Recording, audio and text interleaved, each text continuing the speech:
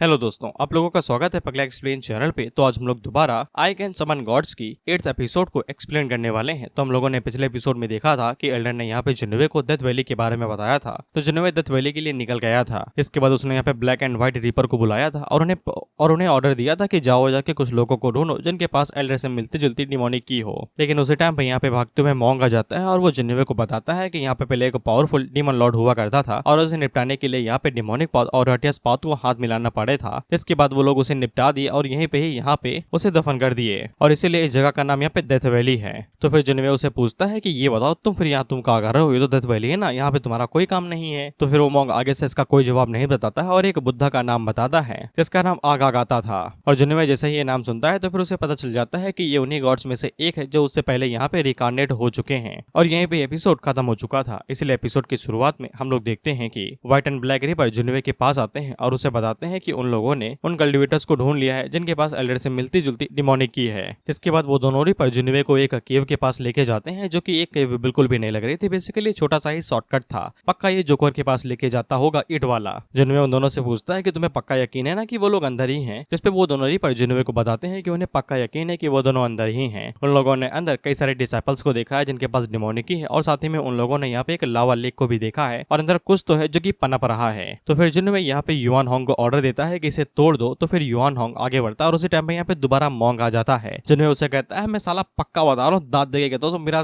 पीछा कर रहे हो। लेकिन वो मॉन्ग अभी भी मना कर रहा था, ये कहते हुए कि ये हमारी किस्मत है। जिसके बाद युआन होंग जैसे ही वहाँ पे अपना डंडा मारता है तो वो पूरी जगह डिस्ट्रॉय हो जाती है और इस धमाके की वजह से कई सारे लोगों की अटेंशन उस तरफ जाती है और उन्हें ऐसा लगता है कि वहाँ पे ट्रेजर है और ये भागते हुए उस तरफ जाने लगते हैं। खैर युआन होंग के धमाके की वजह से वहाँ पे बहुत बड़ा धमाका होता है जिससे वहाँ पे एक बहुत बड़ी चट्टान खुल जाती है और जैसा कि यहाँ पे दोनों रिपर्स ने बताया था कि अंदर डिमोनिक कल्टिवेटर्स है, लावा लेक और कुछ पनप रहा है। तो हमें दो चीजें दिख जाती हैं लेकिन पनपने वाली चीज नहीं दिखती है। तो फिर जिन्नोवे पीछे मुड़ के एल्डर से कहता है गद्दारी। तो वेल्डर आगे से बताता है नहीं यार, वो डिवीजन यहीं पे ही थी, मैं झूठ नहीं बोल रहा हूँ। तो फिर लियो बोवेन जिन्नोवे से कहता है कि मैं नीचे चल के किसी से पूछना चाहिए सांस से कोई जिंदा बचा हो। इस पे वो लोग नीचे जाते हैं तो एक डिसेबल की सांसें अभी भी चल रही थी। जिन्नोवे उसे कहता है अगर तुम मुझे बता दोगे कि अबायसेट की डिवीजन कहाँ पे है तो फिर मैं तुम्हें इस दर्द से आजादी दे दूंगा। और वो बंदा बता भी देता है जिन्नोवे को कि अबायसेट की जो डिवीजन है वो यहाँ से टेलीपोर्ट होके बेसिकली रिलोकेट होके फ्लेम डिवाइन सेक्ट पे शिफ्ट हो चुकी है। इससे जिन्नोवे को सुकून मिलता है कि इन्हें अब और ज्यादा खोजने जांचने की जरूरत नहीं है। वही ब्लैक रिपर जिन्नोवे से कहता है कि वो अपनी बॉडी को इस लावा लेक के अंदर रिफाइन कर सकता है। इस तरीके की लावा लेक बार बार मिलना बहुत ज्यादा मुश्किल होता है। लेकिन वो मॉन्क ऊपर से मना करने लगता है, ये कहते हुए कि तुम ऐसा नहीं कर सकते, ये लेक पूरी तरीके से डिमोनिक कर्स से लदी हुई है, तुम्हें वापस आ जाना चाहिए। लेकिन जिन्नोवे को कोई फर्क नहीं पड़ता है, वो अपॉर्चुनिटी को लेना चाहता था। इसलिए वो कुन साउ से कहता है जाओ और जाकर इसके मुंह के ऊपर टेप मारो और सेलो टेप मारना कि साला दोबारा खोल भी ना पाए। इस पे कुन साउ उड़ते हुए मॉन्क के पास आता है और उसके ऊपर दड़ाम से घूसा मार देता है। वहीं पे आसपास जितने भी लोग थे वो सभी आगे से कहते हैं कि ये बॉडी रिफाइनिंग होली ट्रेजर है, एक्सट्रीम हेल फायर लेक। सभी लोग आगे से कहते हैं कि ये होली लेक यहाँ पे काफी ज्यादा पुरानी है और 500 बार में सिर्फ एक ही बार दिखाई देती है। और क्योंकि ये सभी यहाँ पे फ्लेम डिवाइन सेक्ट से थे, ये सभी आगे से कहते हैं अगर ये ऐसी बात है तो फिर ये हमारा होना ही चाहिए। इसके बाद ये सभी यहाँ पे उस लेक को लेने के लिए आगे से हमला बोल देते हैं, ये कहते हुए कि लेक को ले लो। तो फिर जिन्नोवे यहाँ पे युआन होंग और जेंजी से कहता है कि इन्हें रोको, हमें किसी भी कीमत पे इस लेक के अंदर अपनी बॉडी रिफाइन करनी पड़ेगी। वहीं पे जिन्नोवे जेंजी से पूछता है कि इस लेक के अंदर कोई खतरा वतरा तो नहीं है। इस पे जेंजी आगे से बताता है कि उसने अपने डिवाइन सेंसेस का इस्तेमाल किया है और लेक के अंदर कोई भी खतरा नहीं दिखाई दे रहा है, लेकिन लेक के अंदर एनर्जी कुछ ज्यादा ही पावरफुल है। लेकिन जिन्नोवे उसे एंड्योर कर लेगा, इसलिए जिन्नोवे आसानी के साथ लेक के अंदर जाके अपनी बॉडी को रिफाइन कर सकता है। तो जिन्नोवे तुरंत उस लेक के अंदर कूद जाता है और वहीं पे अपनी बॉडी रिफाइन करने लगता है। और वो लेक के अंदर जैसे ही कदम रखता है तो वो अचानक से यहाँ पे ब्रेक थ्रू कर जाता है और वाइट ट्रांसफॉर्मेशन फर्स्ट रियलम पे आ जाता है। जिसके बाद वो अपने पास से पिल्स बाहर निकालता है। ये पिल वही है जिनके बारे में नाम भूल गया, लेकिन इनका काम यही है कि ये 1 साल के कल्टीवेशन को 1 दिन के अंदर दे सकती हैं। इसलिए जिन्नोवे उन पिल को एक झटके के अंदर खा लेता है और उन्हें यहाँ पे रिफाइन करते हुए ब्रेक थ्रू करने लगता है। लेकिन हम लोग अचानक से जिन्नोवे की बॉडी को देखते हैं जो कि लाल पड़ने लगती है और सिस्टम जिन्नोवे को बताता है कि मिस्टीरियस एनर्जी उसकी बॉडी के अंदर जाके उसकी बॉडी को चेंज करने की कोशिश कर रही है और वो मिस्टीरियस एनर्जी धीरे धीरे करके जिन्नोवे की ब्लड लाइन को चेंज कर रही है। वहीं पे हम लोग मॉन्क को देखते हैं जो कि ऐसे ही ये सब कुछ देखता है। तो वो आगे से कहता है कि ये डीमन है, मैंने बताया था कि यहाँ पे डीमन आने वाला है और हम लोग यहाँ पे ही निपट जाएंगे। फिर इसके बाद जिन्नोवे की बॉडी पूरी तरीके से चेंज होने लगती है और उसकी आंखें भी लाल हो जाती हैं, जिसके बाद ये हवा में उड़ने लगता है। हॉरर सीन चल रहा है यहाँ पे। हम लोग जिन्नोवे के सबऑर्डिनेट्स को देखते हैं, वो बड़ी ज्यादा घबरा जाते हैं जिन्नोवे को ऐसा हवा में लेविटेट करते हुए। और वो आगे से कहते हैं कि हमें क्या करना चाहिए, क्या हमें यहाँ से यंग मास्टर को लेके भाग जाना चाहिए। जिसके बाद हम लोग युआन होंग को देखते हैं जो कि मॉन्क का कॉलर पकड़ लेता है, कहते बताओ हम लोग कैसे यहाँ पे योर मैजेस्टी को बचा सकते हैं। लेकिन वो मॉन्क अब एटीट्यूड दिखा रहा था। वो आगे से कहता है कि मैंने तुम्हें पहले ही बता दिया था कि इसमें खतरा है, अब मैं यहाँ पे कुछ भी नहीं कर सकता हूँ उसे बचाने के लिए। इसके बाद ये सायोनारा कह के यहाँ से निकल लेता है, ये कहते हुए अलविदा दोस्तों। वह पेशेंट से युआंग होंग से पूछता है कि हम लोग क्या करें, जिसपे युआंग होंग आगे से कहता है कि हम लोग इंतजार ही कर सकते हैं, उसे यकीन है कि जिन्होंने अभी सही सलामत बाहर आ जाएगा। वह पे जिन्होंने की बुद्धि सिस्टम से पूछती है कि असल में ये चल क्या रहा है, अगर ऐसा ही चलता रहा तो वो बहुत ही जल्दी ब्रेक थ्रू करने लगेगा और साथ ही में वो अपने ऊपर से कंट्रोल भी खोते जा रहा है, इसका कोई सॉल्यूशन है क्या। जिसपे सिस्टम जिन्होवे को बताता है कि उसकी एनर्जी यहाँ पे कुछ ज्यादा ही पावरफुल है, बेसिकली जो एनर्जी जिन्होवे की बॉडी के अंदर जा रही है और वो यहाँ पे उसकी बॉडी को एक्सप्लोड करने के लिए मजबूर कर रही है, इसलिए जिन्होवे को होल्ड बैक करना ही पड़ेगा। जिसके कुछ समय बाद हम लोग देखते हैं कि जिन्होवे उस एनर्जी को होल्ड बैक कर लेता है और वो ब्रेक थ्रू भी कर लेता है, इसलिए उसका पहला ट्रांसफॉर्मेशन अब शुरू होने वाला था और साथ ही में उसे पहला रिवॉर्ड भी दिया जाता है व्हाइट ट्रांसफॉर्मेशन रेलम पे ब्रेक थ्रू करने के लिए दोबारा एक गॉड या फिर डीमन समन करने का मौका। अब इसके बाद हमें जिन्होवे की थोड़ी बहुत जो एनर्जी जिन्होवे की बॉडी के अंदर जा रही है उसकी थोड़ी बहुत फ्लैशबैक दिखाई जाती है, जहाँ पे जिन्होवे के मन के अंदर बस एक ही बात चल रही थी कि साउथर्न होली कोड इतनी जल्दी यहाँ पे डिस्ट्रॉय नहीं हो सकता है, ना ही मिट सकता है। खैर इसके बाद जिन्होवे अपनी कॉन्शियसनेस के ऊपर दोबारा कंट्रोल पाता है और अपनी आंखें खोलता है, जिसके बाद वो एक अलग ही जगह पे आ जाता है और यहाँ पे अपने सबऑर्डिनेट्स को ढूंढने लगता है, लेकिन तभी उसकी नजर एक पैर के ऊपर पड़ती है जो कि टाइटन के पैर इतना बड़ा था। जिन्होवे आगे से कहता है ये पैर किसका है भाई, ऐसा लगता है कि ये तो साला 100 फीट से भी ज्यादा बड़ा होगा। तभी जिन्होवे को वो आवाज दोबारा सुनाई देती है जो कि एक ही बात कह रही थी कि साउथर्न होली कोड कभी भी यहाँ पे मिटेगा नहीं। वो कसम खाता है कि वो हमेशा के लिए साउथर्न होली कोड को यहाँ पे प्रोटेक्ट करता रहेगा, भले ही चाहे उसकी जिंदगी ही ना रहे। इसके बाद हमें वो टाइटन दिखाया जाता है जिसके सर के ऊपर कुछ लोग बैठे हुए थे और वो कुछ तो कारनामा कर रहे थे और जिन्होवे को समझ में आ जाता है कि ये जाइंट ट्राइब से हैं। इसके बाद अचानक से वो पूरी जगह यहाँ पे एक्सप्लोर कर जाती है बेसिकली उस टाइटन के साथी में और जिन्होवे के पास नोटिफिकेशन आता है क्योंकि उसने सक्सेसफुली यहाँ पे the supreme flame demon God की ब्लड लाइन को एक्टिवेट कर लिया है। जिसके बाद जिन्होवे की एनर्जी और भी ज्यादा बढ़ जाती है और वहाँ पे बहुत ज्यादा एनर्जी वेव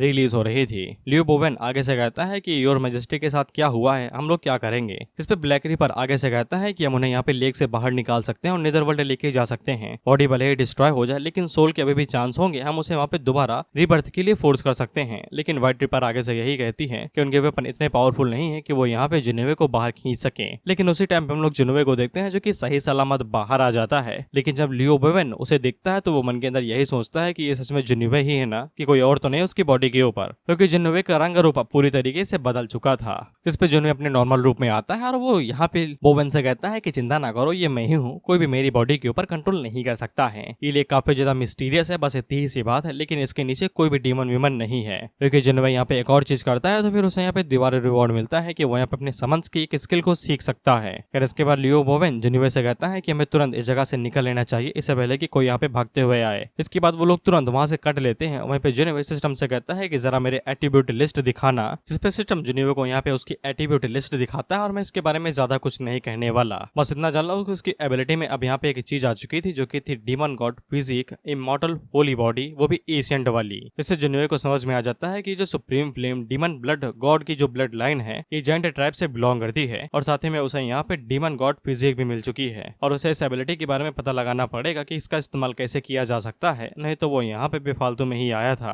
अब उसी टाइम पे जंजी जिन्होवे से कहता है कि सामने कुछ तो हो रहा है और वो लोग आगे नहीं बढ़ रहे हैं। जिसके बाद वो लोग आगे बढ़ते हैं तो फिर उन्हें कुछ लोग खड़े दिखाई देते हैं जो आगे नहीं बढ़ रहे थे। जिन्होवे उन लोगों से पूछता है कि तुम लोग आगे क्यों नहीं बढ़ रहे हो, तो वो लोग पीछे मुड़ते हैं और जिन्होवे की तरफ देखते हैं और तभी पीछे से जिन्होवे के मोंग बाहर निकलता है। इसे पीछा करने की बड़ी गंदी आदत है और ये जिन्होवे को बताता है कि आगे का कर्ज है, इसीलिए वो लोग आगे नहीं जा सकते हैं, अगर वो लोग आगे जाएंगे तो फिर वो खत्म हो जाएंगे। लेकिन वो जिन्होवे से पूछता है कि तुम इतने सही सलामत कैसे हो, ऐसा थोड़ी ना हो सकता है। वह जिन्होवे दोनों रिपर से पूछता है कि आगे घोस्ट वोस्ट है क्या, तो वो दोनों रिपर्स आगे से मना कर देते हैं ये कहते हुए कि ये घोस्ट नहीं है। अब इसके बाद हम लोग देखते हैं कि यहाँ पे कुछ एनर्जी से या फिर धुएं से या फिर बादल से कुछ तो बने हुए मॉन्स्टर थे जो कि उन सभी लोगों से कहते हैं कि जो कोई भी यहाँ पे वॉर गॉड की कब्र को परेशान करने की कोशिश करेगा वो निपट जाएंगे। जिसके बाद वो उन लोगों के ऊपर अटैक कर देते हैं और उनके अटैक काफी ज्यादा स्पेशल थे। ये डायरेक्टली इनकी सोल्स के ऊपर अटैक कर रहे थे और उनकी सोल्स को डिस्ट्रॉय कर दे रहे थे। कुनसाओ जल्दी से अपनी एनर्जी का इस्तेमाल करता है और एक बैरियर बनाता है और उनके अटैक को यहाँ पे डॉज कर लेता है। अब उसी टाइम पे हम लोग एल्डर को देखते हैं और पता नहीं इसके पर कैसे निकल आते हैं। ये उड़ते हुए यहाँ पे जिन्होवे से कहता है कि तुम इस चीज से खुद को तो बचा नहीं सकते और तुम मुझे यहाँ पे टॉर्चर करने के बारे में सोच रहे थे, अब एसेट को डिस्ट्रॉय करने के बारे में सोच रहे थे। तभी वो घोस्ट जो बादल से बने हुए थे वो इसके ऊपर अटैक करते हैं और इसे निपटा देते हैं बिना किसी दिक्कत के। जिन्होवे आगे से कहता है ये तो बहुत गंदी तरीके से निपट गया यार, मैंने तो कुछ किया भी नहीं। लेकिन उसी टाइम पे वो घोस्ट अब यहाँ पे जिन्होवे के ऊपर भी अटैक कर देते हैं तो जिन्होवे आगे से फ्लेम का इस्तेमाल करता है और उन्हें जलाब के निपटा देता है। जैसे जिन्होवे को समझ में आ जाता है कि ये फ्लेम्स यहाँ पे काफी अच्छे से काम करती हैं। जिसके बाद वो फ्लेम्स का इस्तेमाल करते हुए उन सभी बादल वाले घोस्टों को निपटाते हुए चला जाता है और उसी के पीछे हम लोग मोंग को देखते देखते हैं, जिससे जिन्नोवे के अंदर से डिमोनिक की महसूस हो जाती है और वो मन के अंदर यही सोचता है कि जिन्नोवे की जो रियल सोल और बॉडी थी उसे यहाँ पे किसी डीमन ने पहले ही गायब कर दिया है, बेसिकली उसके ऊपर हथियार लिया है, कब्जा कर लिया है। और उसी टाइम पे सिस्टम जिन्नोवे को नोटिफिकेशन भी दे देता है कि सैंग लियांग मॉन्क ने जिन्नोवे के ऊपर यहाँ पे इरादा रख लिया है कि वो एक डिमोनिक कल्टिवेटर है और अब यहाँ पे पूरा बुद्धा सेक्ट उसके पीछे पड़ जाएगा और उसका पीछा करते रहेगा। वही सिस्टम जिन्नोवे को एक और नोटिफिकेशन देता है क्योंकि उसने व्हाइट रियलम के अंदर ब्रेक थ्रू कर लिया है, इसलिए सिस्टम उसको एक और नोटिफिकेशन देता है कि अब जिन्नोवे को यहाँ पे एक्सपीरियंस पॉइंट नहीं मिलेंगे एनिमी को निपटाने के लिए, क्योंकि सिस्टम अपडेटिंग पे लग जाता है और इसे पूरा एक दिन लगेगा अपडेट होने में। हालांकि जिन्नोवे को बुद्धा सेक्ट से एक बिद्दी भर भी डर नहीं लगता, वो आगे से कहता है इनके मन के अंदर जो है वो करे, मुझे घंटा फर्क नहीं पड़ता। लेकिन जिन्नोवे ने यहाँ पे जितने भी ये व्हाइट वाले घोस्ट निपटाए थे इनकी तादाद बढ़ते ही जा रही थी, ये कम होने का नाम नहीं ले रहे थे। इस पर जिन्नोवे उन लोगों को बताता है कि उसकी समाधि फायर यहाँ पे इवॉल्व हो चुकी है और वो यहाँ पे इन शैडो व्हाइट्स और इन सफेद शैडोज को वो यहाँ पे डिस्ट्रॉय कर सकती है और साथ ही में अब वो यहाँ पे एक इनविंसिबल फोर्स फील्ड भी बना सकता है क्योंकि उसका ब्रेक थ्रू हो चुका है। इसलिए जिन्नोवे सबसे पहले यहाँ पे इनविंसिबल फोर्स फील्ड बनाता है और वो जेंजी से कहता है कि जब मैं ये बना लूंगा तो तुम तेजी के साथ आगे बढ़ना, जिससे हम लोग यहाँ पे फोर्स फील्ड के साथ में इन्हें डिस्ट्रॉय करते हुए आगे बढ़ते जाएंगे और इस गली को पार कर लेंगे। फिर इसके बाद जितने भी व्हाइट शैडो थे वो यहाँ जिन्नोवे की तरफ आगे बढ़ने लगते हैं, तो जिन्नोवे आगे से समाधि फायर का इस्तेमाल करता है और इनविजिबल फोर्स फील्ड बनाता है और जेंजी की स्पीड की मदद से वो लोग आसानी के साथ इस इलाके को पार करके निकल जाते हैं और साथ ही में जो डिसेबल साथ में थे वो भी निकल आते हैं। लेकिन जो व्हाइट शैडोज थे वो इनका पीछा और ज्यादा आगे नहीं करते, बेसिकली ये एरिया जितने ही थे ये, जैसे ही तुम इनके एरिया से बाहर निकल जाओगे ये तुम्हारा पीछा नहीं करेंगे। जिन्नोवे को भी यही बात लगती है, लेकिन अगले ही पल ये लोग भाई एकदम प्लॉट ट्विस्ट करते हैं क्योंकि ये व्हाइट शैडोज झुकते हुए यहाँ पे कहते हैं कि वो गॉड ऑफ वॉर के दोबारा पैदा होने के लिए रिक्वेस्ट करते हैं और वो जितनी जल्दी हो सके उतने जल्दी होली एम्परर बन के वापस आ जाएं अपने होली एम्पायर में। जिन्नोवे सिस्टम से पूछता है कि ये कौन सी बातें कर रहे हैं भाई, ये सारी बातें मुझसे कह रहे हैं क्या या फिर मेरी बॉडी के अंदर कोई स्पिरिट छुपी हुई है। इस पे सिस्टम जिन्नोवे से इतना ही कहता है कि मैं तुम्हें अभी कुछ भी नहीं बता सकता, लेकिन बस तुम खतरे से बाहर हो। जिस पे जिन्नोवे आगे से कहता है कि चलो भाई अब वापस चलते हैं सिटी के अंदर, लेकिन उसी टाइम में मॉन्क जिन्नोवे के सामने आ जाता है और उससे कहता है डीमन बाहर आ। जिन्नोवे उससे कहता है माया यो। फिर इसके बाद वो मॉन्क आगे से अपने मंत्र पढ़ता है और कुछ जिन्नोवे के ऊपर जादू टोटका करने लगता है। उसी टाइम पे हुआंग होंग तेजी के साथ आगे बढ़ता है और उस मॉन्क के ऊपर एक स्पेशल अटैक करता है, लेकिन मॉन्क अपनी स्पीड और शील्ड की मदद से यहाँ पे उस अटैक को इजीली ब्लॉक कर लेता है। लेकिन युआंग होंग काफी ज्यादा पावरफुल था और ये मॉन्क को पता था, इसलिए वो तुरंत यहाँ से कट लेता है। जिन्नोवे आगे से कहता है ये साला बुड्ढा काफी तेज भागता है, वैसे साले के जोड़ों में दर्द नहीं होता। जैसे जिन्नोवे को यहाँ पे एक और साइड क्वेस्ट मिल जाती है जिसके अंदर उसे यहाँ पे बुद्धा सेक्ट को निपटाना नहीं था, बस उसे यहाँ पे अपनी इनोसेंट प्रूव करना था कि वो कोई डिमोनिक कल्टिवेटर नहीं है और जब वो ऐसा कर लेगा तो फिर उसे यहाँ पे एक डीमन या फिर गॉड समन करने का मौका मिलेगा, साथ ही में एक लकी ड्रॉ मिलेगा और साथ ही में एक और चांस मिलेगा कि वो यहाँ पे गॉड और डीमन की आर्मी को भी समन कर सकता है, लेकिन सेकंड लेवल पे, यानी कि पहले वाले से ज्यादा पावरफुल। जिस पे जिन्नोवे आगे से कहता है कि ये काफी ज्यादा टफ होने वाला है क्योंकि ये इतने ज्यादा ढीठ हैं कि मैं इन्हें कैसे भी कह दूं कि मैं डिमोनिक कल्टिवेटर नहीं हूं, लेकिन ये मानेंगे नहीं। लेकिन जिन्नोवे को करना तो करना ही है, वो कैसे करेगा। जिसके बाद वो यहाँ पे एक गॉड को समन करता है, जिसके बाद वही हुज द पोकेमॉन, साथ में वो अपना लकी ड्रॉ भी इस्तेमाल कर लेता है और यहाँ पे गॉड आर्मी को भी समन कर लेता है। जैसे जिन्नोवे को यहाँ पे 1 लाख सेलेस्टियल ट्रूप्स मिल जाते हैं सेलेस्टियल कोर्ट की तरफ से, जो कि यहाँ पे नासन सोल रियलम के 1 से 9 तक लेयर के बीच में होंगे, जिनके पास यहाँ पे मार्शल आर्ट क्लाउड कंट्रोल होगा और डिवाइन एबिलिटी सेलेस्टियल ऑरा और आर्मी स्पिरिट होगी। इस पे जिन्नोवे काफी ज्यादा खुश हो जाता है क्योंकि 1 लाख सेलेस्टियल सोल्जर्स होना काफी ज्यादा अच्छी बात है और ऊपर से ये सभी यहाँ पे नासन सोल रियलम पे ही हैं। और जिन्नोवे आगे से खुश होते हुए कहता है ऐसा लगता है कि सूसा सिटी के अंदर से अब यहाँ पे नैनमिंग सेक्टर को कोई भी हिस्सा नहीं मिलेगा, वो भी मेरे हिस्से में ही आके गिरेगा। इसके बाद अगला सीन साउसा सिटी का होता है, जिसके ऊपर कई सारे लोग यहाँ पे अटैक करने के लिए आगे बढ़ रहे थे और ये शायद से बीस्ट को टेम कर सकते हैं, तो ये बीस्ट का इस्तेमाल कर रहे थे। वहीं पे एक लड़का बीस्ट के ऊपर खड़ा हुआ था, वो आगे से कहता है जिन्नोवे कहाँ पे है, क्या उसकी इतनी औकात भी है कि वो मेरा सामना कर सके। एक तो हायर से मेरा खून भी रखा है, पता नहीं जानबूझ के यहाँ पे क्यों भेज रहे थे, जबकि कोई रीजन भी नहीं था मुझे भेजने के लिए। बाय द वे इसका नाम आफू है और इसका सरनेम ना ही जानो तो ज्यादा बेहतर है। और ये लोग भी यहाँ पे 4 गॉड सेक्ट में से एक ही है। जितने भी सोल्जर यहाँ पे सिटी की तरफ से थे वो सभी सिटी गार्ड को गार्ड करने के लिए रेडी हो जाते हैं, लेकिन आफू उन लोगों से कहता है तुम्हारा प्यारा खरगोश जिन्नोवे कहाँ पे है, क्या वो तुम में से एक है, अगर है तो जल्दी से बाहर आओ और यहाँ पे हमसे लड़ाई करो। इस पे कई सारे सोल्जर जिन्नोवे को ये बताने के लिए जाने लगते हैं, ये कहते हुए जल्दी से बुला के लेके आओ यार। लेकिन एक सोल्जर आगे से बताता है कि वो इतने समय सिटी में ही नहीं है। इस पे सोल्जर आगे से कहते हैं अगर वो भाग निकला है तो फिर हमारे बहुत बुरी तरीके से लगेंगे, क्योंकि उसके बिना हम लोग यहाँ पे कुछ भी नहीं कर पाएंगे। और आफो आगे से कहते हुए अगर वो भाग गया है तो उससे ज्यादा बड़ा डरपोक कोई भी नहीं है। जिसके बाद वो अपनी आर्मी से कहता है जाओ और जाके सिटी के ऊपर हमला करो और जिन्नोवे को खींच के बाहर लेके आओ, अगर वो मिलता है तो, अगर नहीं मिलता है तो इस पूरी सिटी को कब्जे में कर लो। जिसके बाद वो सभी तेजी के साथ आगे बढ़ने लगते हैं सिटी गेट की तरफ उसे तोड़ने के लिए। लेकिन उसी टाइम पे यहाँ पे जिन्नोवे का नया सामान आ जाता है जिसका नाम बाइकी था और वो इन सभी आर्मी के सामने खड़ा हो जाता जाता है, ये कहते हुए अगर तुम सिटी के अंदर जाना चाहते हो तो फिर तुम्हें मेरी बॉडी के ऊपर से होके जाना पड़ेगा। जिसके बाद हमें बाकी के बारे में बताया जाता है, जिसकी रेस ह्यूमन है और इसकी कल्टीवेशन यहाँ पे वाइट ट्रांसफॉर्मेशन रियलम का थर्ड रियलम है। इसके पास मैजिक वेपन यहाँ पे मास्कर हेलबर्ट है, डिवाइन एबिलिटी आर्मी और है, वो भी मल्टीप्लाई करके, और इसकी लॉयल्टी यहाँ पे 99 है। जब तक जिन्होंने यहाँ पे पहुंचता तो उससे पहले ही बाइकी आ चुका था और जिन्होंने युवान होंग से कहता है जाओ और जाके बाइकी की मदद करो, वो अकेले ज्यादा कुछ कर नहीं पाएगा। हम लोग आफू को देखते हैं जो कि आगे से यहाँ पे जैसे ही बाइकी कल्टीवेशन को चेक करता है तो वो आगे से कहता है ये वाइड ट्रांसफॉर्मेशन रियलम का कल्टीवेटर हमारे खिलाफ क्या ही कर लेगा। जिसके बाद वो अपने लोगों से आगे से कहता है जाओ और जाके भाई इसका खेल खत्म करो यार। जिसपे वो तेजी के साथ आगे बढ़ी रहते, उससे पहले युवान होंग बीच पे एंट्री मारता है और उसकी पावर इतनी ज्यादा थी कि एक झटके के अंदर ही आधी आर्मी निपट जाती है। इसको देख के आफू काफी ज्यादा घबरा जाता है क्योंकि उसे एनर्जी और महसूस हो रहा था। इसके बाद जिन्होंने भी सामने निकलता है और वो यहाँ पे बाइकी से कहता है थैंक यू ब्रदर, जब मैं यहाँ पे नहीं था सिटी को गार्ड करने के लिए। वहीं पे आपको जिन्होंने को देख के कहता है कमजोर आ गया, कमजोर आ गया, और वो जिन्होंने से कहता है मेरे सामने घुटने टेक दो, शायद से मैं तुम्हारी जिंदगी बख्श दूं। इस पे युवान होंग उसके ऊपर हमला करते हुए कहता है कि अभी आके बख्शता हूँ। पता नहीं आपको यार किस जोश में था, वो आगे से युवान होंग से कहता है आजा देखता हूँ तुझमें कितना दम। इसके बाद वो युवान होंग के ऊपर अपने डंडे से हमला कर देता है, लेकिन युवान होंग आगे से बस एक ही स्लैश मारता है और एक ही काफी था यहाँ पे आफू को पूरी तरीके से निपटाने के लिए। खैर आफू के जितने भी साथी थे वो यहाँ पे जैसे ही आफू को निपटता हुआ देखते हैं तो वो जल्दी से यहाँ पे सामुदायिक हमला कर देते हैं। लेकिन उसी टाइम पे इन लोगों को एकदम जोर की आवाज आती है हिम्मत कैसे हुए तुम्हारी। इसके बाद वो सभी ऊपर देखते हैं तो फिर ऊपर हम लोग यहाँ पे सेलेस्टियल आर्मी को देखते हैं जो कि बहुत ज्यादा तादाद में थी, 1 लाख के आसपास थे ये। वहीं पे जुनिवे आगे से कहता है एकदम परफेक्ट टाइमिंग पे आए हैं ये। वहीं पे आफू की तरफ से जितने भी लोग थे वो सभी यहाँ पे जैसे ही सेलेस्टियल आर्मी को देखते हैं तो इनका मुंह खुला खुला रह जाता है। ये सभी आगे से कहते हैं कितनी पावरफुल फीलिंग, इतने पावरफुल है कि ये सभी यहाँ पे जिनेवे की आर्मी है। अगर ये जिनेवे की आर्मी है तो फिर यहाँ पे 4 गॉड सेक्ट भी अब इनके खिलाफ कुछ भी नहीं कर सकता है। फिर सेलेस्टियल आर्मी यहाँ पे जिनेवे को ग्रीटिंग करती है और जिनेवे आगे से उन्हें ऑर्डर देता है कि इन सभी को निपटा दो यार, किस लिए यहाँ पे खड़े हुए हो। बाय द वे ये वही आर्मी है जिसके साथ वुकोंग ने फाइट की थी और एक एक की धज्जियां उड़ा दी थी। फिर इसके बाद जिनेवे भी यहाँ पे कुछ फ्री किल्स कर रहा था तो फिर उसे यहाँ पे एक्सपीरियंस पॉइंट मिलते हुए जा रहे थे जिससे कि गेम हो। इससे जिनेवे को समझ में आ जाता है कि सिस्टम अपडेट कंप्लीट हो चुका है, लेकिन अभी भी कुछ एबिलिटीज हैं और कुछ न्यू फीचर्स हैं जो कि एक्सप्लोर करना बाकी हैं। लेकिन उससे पहले वो यहाँ पे 4 गॉड सेक्ट को निपटाना चाहता था ताकि वो लोग कोई बाद में परेशानी ना खड़ी करे। इसीलिए जिनेवे पीछे मुड़ के यहाँ पे लियो बोवेन से कहता है कि 4 गॉड सेक्ट पक्का यहाँ पे वॉर के लिए आएंगे उनके साथ। इससे पहले कि वो लोग ट्रैवल करके यहाँ पे ब्लैक फ्लेम डिवाइन सेट के पास पहुंचे उससे पहले ही हमें उनका ख्याल करना पड़ेगा। जिसपे बोवेन जिनेवे से पूछता है कि तुम करने क्या चाहते हो, जिसपे जिनेवे आगे से बताता है एक सरप्राइज अटैक। फिर इसके बाद हम लोग जिनेवे को देखते हैं जो कि पूरी तैयारी के साथ में यहाँ पे डिवाइन फ्लेम सेट के सामने खड़ा हो जाता है या फिर 4 गॉड सेक्ट के गेट के सामने।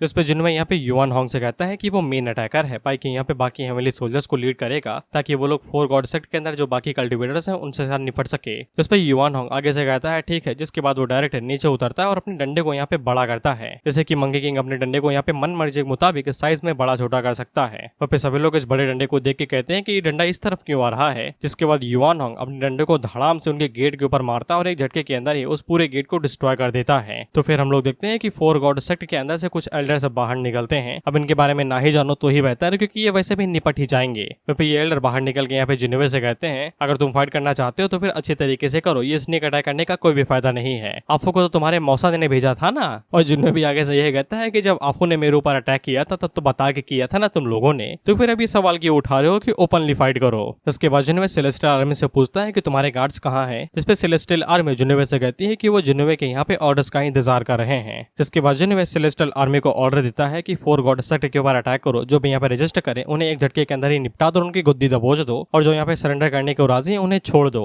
जिसपे सेलेस्टियल आर्मी और जिनेवे के जितने भी सबऑर्डिनेट थे वो सभी यहाँ पे इकट्ठा हमला बोल देते हैं और ये एक तरफा लड़ाई थी। बेसरी आसानी के साथ जिनेवे के सोल्जर्स यहाँ पे एक एक करके सभी को निपटाए जा रहे थे और इनके लिए फाइट करना काफी ज्यादा इजी था। तो फिर हम लोग 4 गॉड सेक्ट के एल्डर्स को देखते हैं जो कि आगे से कहते हैं तुम्हें लगता है कि हमें इस तरीके से हस्तना ताबूत करना इतना आसान होगा तो फिर तुम गलत हो। जिसके बाद वो अपने लोगों से कहता है कि होल्ड बैक बिल्कुल ना करो और पूरी तरीके से अटैक करो। तो फिर हम लोग देखते हैं कि ये एल्डर्स असल में एनिमल थे जो कि आगे से ट्रांसफॉर्म हो जाते हैं। जो चीख रहा था वो आगे से एक पंछी के अंदर बदल जाता है, कोई ड्रैगन के अंदर बदल जाता है तो कोई टाइगर के अंदर, कोई टोटोटाइज के अंदर बदल जाता है, बेसिकली कछुआ। जिसके बाद वो सभी यहाँ पे एक साथ जिनेवे की तरफ आगे बढ़ने लगते हैं। जिनेवे आगे से कहता है 4 डिवाइन बीस्ट, इसीलिए इसको यहाँ पे 4 गॉड्स सेक्ट कहा जाता है, लेकिन इतना भी काफी नहीं है मेरी गुद्दी दबोचने के लिए। और उसी टाइम पे हम लोग युवान होंग को देखते हैं जो कि हमला करने के लिए आगे बढ़ता है और वो उन चारों एल्डर्स के ऊपर एक साथ ही यहाँ पे अपने मूव का इस्तेमाल करता है। तो वो चारों एल्डर भी यहाँ पे युवान होंग के स्ट्रेंथ के सामने टिक नहीं पा रहे थे। जिसके बाद युवान होंग दोबारा एक स्लैश मारता है और वो एक स्लैश पास ही काफी था 2-3 एल्डर्स को निपटाने के लिए। 4 गॉड सेक्ट के जो डिसाइपल थे वो आगे से कहते हैं कि चारों एल्डर्स मिलके भी यहाँ पे युआन होंग का मुकाबला नहीं कर पा रहे हैं, ये कितना ज्यादा स्ट्रांग है। उसी टाइम पे जिन्होवे को पता चलता है कि कोई उसके पीछे आ गया है। तुम्हें पता चलता है कि ये मेन वाला एल्डर है जो कि जिन्होवे के ऊपर पीछे से स्नीक अटैक करने की कोशिश करता है,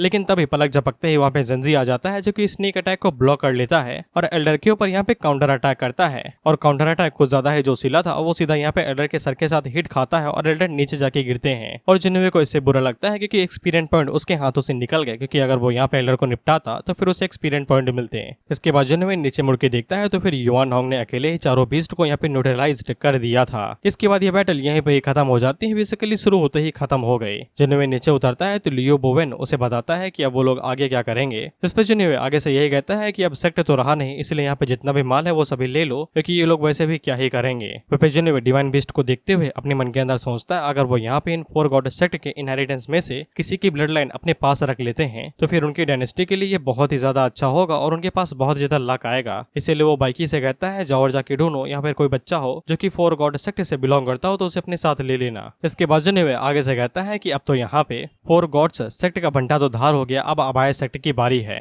इसके बाद अगला scene black flame divine sect का होता है जहाँ पे हम लोग गुडेंग नाम के एक बंदे को देखते हैं जो कि कल्टीवेट कर रहा था। अब उसी टाइम पे उसके पास यहाँ पे एक बंदी आती है जो कि काली औरा के अंदर थी। गुडेंग उसको यहाँ पे लॉर्ड ऑफ अंडरवर्ल्ड बुलाता है और उससे पूछता है कि वो उसके लिए क्या कर सकता है। जिस पे लॉर्ड ऑफ अंडरवर्ल्ड उसे कहती है कि तुम सच में यहाँ पे ब्लैक फ्लेम डिवाइन सेक्ट के हेड होने के लिए लायक हो। इतना सब कुछ होने के बावजूद तुम यहाँ पे एकदम शांति से बैठे हुए और कुछ भी नहीं कर रहा हो। जिस पे गुडेंग उसे पूछता है कि क्या हो गया है जो आप यहाँ पे आई हैं। जिस पे लॉर्ड ऑफ अंडरवर्ल्ड उसे बताती है कि यहाँ पे 4 गॉड सेक्ट डिस्ट्रॉय हो चुका और उसे करने वाला जिन्होवे है। जिस पे गुडेंग उसे पूछता है कि ये किसने किया, जिंजी ने किया फिर नीजा ने किया है। जिस पे अंडरवर्ल्ड लॉर्ड उसे बताती है कि किसी ने भी नहीं किया है। उस डीमन का नाम मंकी डीमन है जिसका नाम युआन होंग है जो कि जिंजी से ज्यादा स्ट्रॉन्ग है। और साथ ही में लॉर्ड ऑफ अंडरवर्ल्ड उसे ये भी बताती है कि अगला टारगेट यहाँ पे उसके अबैक सेक्ट की next branch black flame divine sect होने वाली है। और वो उसे ये कहती है कि तुम्हें अभी भी शांत रहना है, अगर तुम यहाँ पे गेम को खराब करने की कोशिश करोगे तो वो उसे बचा नहीं पाएगी। जिसके बाद वो यहाँ पे गुडेंग को 2 चॉइसेस देती है, या तो वो अबाया सेक्ट को चुने या फिर वो उन्हें चुने। अब उसे चूज करना है कि वो किसे चुनता है और हमें बताया नहीं जाता कि यहाँ पे गुडेंग ने किसको चुना है। अब अगले सीन में हम लोग जिन्होवे को देखते हैं जो कि यहाँ पे ब्लैक फ्लेम सिटी के सामने ही खड़ा हुआ था और जंजी उसको बताता है कि अबाया सेक्ट के जो डीमंस है वो यहाँ पे ब्लैक फ्लेम सिटी के अंडरग्राउंड एरिया के अंदर रहते हैं। वहीं पे फ्लेम सिटी के जितने भी लोग थे वो सभी जिन्होवे को जैसे ही देखते हैं तो वो उसके ऊपर तीरंदाजी शुरू कर देते हैं, ये कहते हुए कि कोई भी अंदर नहीं जा सकता है, ये पूरी तरीके से फॉरबिडन एरिया है। और फिर जिन्होवे उन लोगों से इतना ही कहता है कि वो सिर्फ कुछ लोगों को ढूंढने के लिए आया है और वो कुछ भी नहीं करेंगे, उन्हें अंदर जाने दिया जाए। इस पे वो सोल्जर कुछ ज्यादा ही ऐठे हुए थे, वो आगे से कहते हैं कि खुद को हीरो न समझो, तुम हमें पता है कि तुम यहाँ पे क्या करने के लिए आए हो, यहाँ से भाग जाओ नहीं तो हम तुम्हें यहीं पे ही निपटा देंगे। इसके बाद वो जिन्होवे के ऊपर 3 तीरों से हमला भी करते हैं, लेकिन जंजी तेजी के साथ आगे बढ़ता है और उन तीरों को डिफ्लेक्ट करते हुए उनके ऊपर बिजली से हमला करता है, जिससे वो तीनों निपट भी जाते हैं। इसके बाद वो दरवाजे के ऊपर लात मारता है और दरवाजा खोल देता है, जिसके बाद वो तीनों सिटी के अंदर आ जाते हैं। लेकिन उस टाइम पे कोई उनका रास्ता ब्लॉक करता है और बाहर निकल के कहता है कि तुम अंदर क्यों आ रहे हो, कौन हो। जिस पे जिन्होवे नीचे की तरफ इशारा करते हुए कहता है कि वो यहाँ पे सिर्फ कुछ लोगों को ढूंढने के लिए आया है जो कि नीचे रहते हैं। जिससे उन लोगों को पता चल जाता है कि ये जिन्होवे है और उन्हें जिन्होवे के बारे में पता था क्योंकि उसने अभी हाल ही में यहाँ पे 4 गॉड सेट को डिस्ट्रॉय किया है और उन्हें ऐसा लगता है कि जिन्होवे यहाँ पे उनके सेट के पीछे भी पड़ा हुआ है, उनके भी सेट को वो डिस्ट्रॉय करना चाहता है। इस पे जिन्होवे उन लोगों से पूछता है कि यार तुम लोगों को मेरे बारे में पता है। तो फिर हम लोग गुडेंग को देखते हैं जो कि बाहर निकलता है और वो जिन्होवे से पूछता है कि मैं बस यही पूछना चाहूंगा कि तुम किसे ढूंढ रहे हो। इस पे जिन्होवे उसे कहता है कि तुम्हें भी पता है कि मैं यहाँ पे अबाया सेट को ढूंढ रहा हूँ और मेरे उनसे कुछ पुराना हिसाब किताब है। जिस पे डेंगू जिन्होवे से कहता है उसे पता है कि जिन्होवे किस लिए यहाँ पे आया है, वो उसे यहाँ पे नीचे लेके चलता है जहाँ से वो यहाँ पे अबाया सेट के पास जा सकता है। और फिर जिन्होवे यहाँ पे डेंगू को देखते हुए अपने मन के अंदर यही सोचता है कि यहाँ पे ब्लैक फ्लेम डिवाइन सेट के लीडर को काफी कुछ पता है कि इतने समय हालात यहाँ पे कैसे चल रहे हैं, लेकिन इसके बावजूद उसे पूरी तरीके से यहाँ पे गुडेंग के ऊपर यकीन नहीं है, इसलिए वो थोड़ा सा सावधान रहेगा ही। फिर इसके बाद गुडेंग आगे से एक सीक्रेट चैम्बर खोलता है और जिन्होवे से कहता है पहले आप। इसके बाद वो लोग सीक्रेट चैम्बर से होते हुए नीचे वाले इलाके पे आ जाते हैं जहाँ पे कुछ टेलीपोर्टेशन था, कुछ तो था जिससे ये लोग टेलीपोर्ट हो सकते हैं। जिन्होवे गुडेंग से पूछता है कि ये पोर्टल है जो कि हमें डायरेक्ट यहाँ पे अबाया सेट के हेडक्वार्टर लेके जाएगा। इस पे गुडेंग जिन्होवे से इतना ही कहता है कि इसके साथ तुम्हें जो करना है वो करो, बस मेरी सिटी के ऊपर भाई आंख ना उठा के देखना, मैं धन्यवाद तुमसे कहता हूँ, पहले ही कि तुम मेरी सिटी को डिस्ट्रॉय ना करो। इसके बाद जिन्होवे और उसके साथ ही जैसे यहाँ पे पोर्टल के ऊपर चढ़ते हैं, यहाँ पे उन्हें अनजान कहते हुए हमला कर देते हैं, पता नहीं क्यों। इस पे जंजी अपनी एबिलिटीज का इस्तेमाल करता है और उनके ऊपर अटैक करता है और वो तीनों ही निपट जाते हैं। उसी टाइम पे हम लोग देखते हैं कि यहाँ पे गुडेंग के पीछे से लॉर्ड ऑफ अंडरवर्ल्ड बाहर निकलती है और गुडेंग उसे कहता है कि अपने इमोशंस के ऊपर कंट्रोल रख दो, अगर उन्हें पता चल गया कि तुमने क्या किया है। इस पे लॉर्ड ऑफ अंडरवर्ल्ड यहाँ पे गुडेंग से कहती है कि चिंता ना करो, जब तक वो मेरे सामने खड़े नहीं रहते हैं उन्हें मेरे बारे में कुछ भी पता नहीं चलेगा। इसके बाद वो गुडेंग को ये भी याद दिला देती है कि गुडेंग ने जो उनके साथ एग्रीमेंट किया है कि गुडेंग का ये जो ब्लैक फिल्म डिवाइन सेक्ट है वो यहाँ पे होली कोड की चीजों से आजाद होना चाहता है, उनके रिस्ट्रिक्शन से आजाद होना चाहता है, तो वो सिर्फ यहाँ पे उनके अंडरवर्ल्ड पैलेस के ऊपर ही निर्भर रह सकता है, तभी वो यहाँ पे उनकी पकड़ से आजाद हो सकता है। वह विजन में उन लोगों से चिक चिक के कह रहा था कि मैं तुमसे दोबारा कहता हूँ कि मुझे जल्दी से यहाँ पे अबायसेट के हेडक्वार्टर भेज दो, नहीं तो मैं तुम सभी लोगों की यहाँ पे जिंदगियां छीन लूंगा। इस पे गुडेंग के जितने भी साथी थे वो सभी आगे से कहते हैं ठीक है अभी यहाँ पे इस पोर्टल को एक्टिवेट करते हैं, जिसके बाद वो सभी मिलते हैं और यहाँ पे पोर्टल को एक्टिवेट करने लगते हैं। लेकिन एक बंदा हम देखते हैं जो पोर्टल को एक्टिवेट करते करते इसमें कुछ काला जादू कर देता है। इसके बाद जिनवे रेडी हो जाता है एकदम भिड़ने के लिए, आर्मर वार्मर पहन लेता है और ये लोग एकदम रेडी थे। इन्हें ऐसा लग रहा था कि ये डायरेक्ट हेडक्वार्टर के पास ही पहुंचेंगे, लेकिन जब ये टेलीपोर्ट होते हैं तो फिर जिन लोगों ने इन्हें टेलीपोर्ट किया था वो आगे से कहते हैं कि तुमने लोकेशन कंफर्म की थी ना, ये लोग वहीं पे ही पहुंचने चाहिए। इस पे दूसरा बंदा आगे से कहता है कि मैंने एकदम कंफर्म किया है, ये लोग जिस जगह पे पहुंचेंगे वहां से सही सलामत वापस ही नहीं आएंगे और इन्हें चैन की यहाँ पे मौत भी नहीं मिलेगी।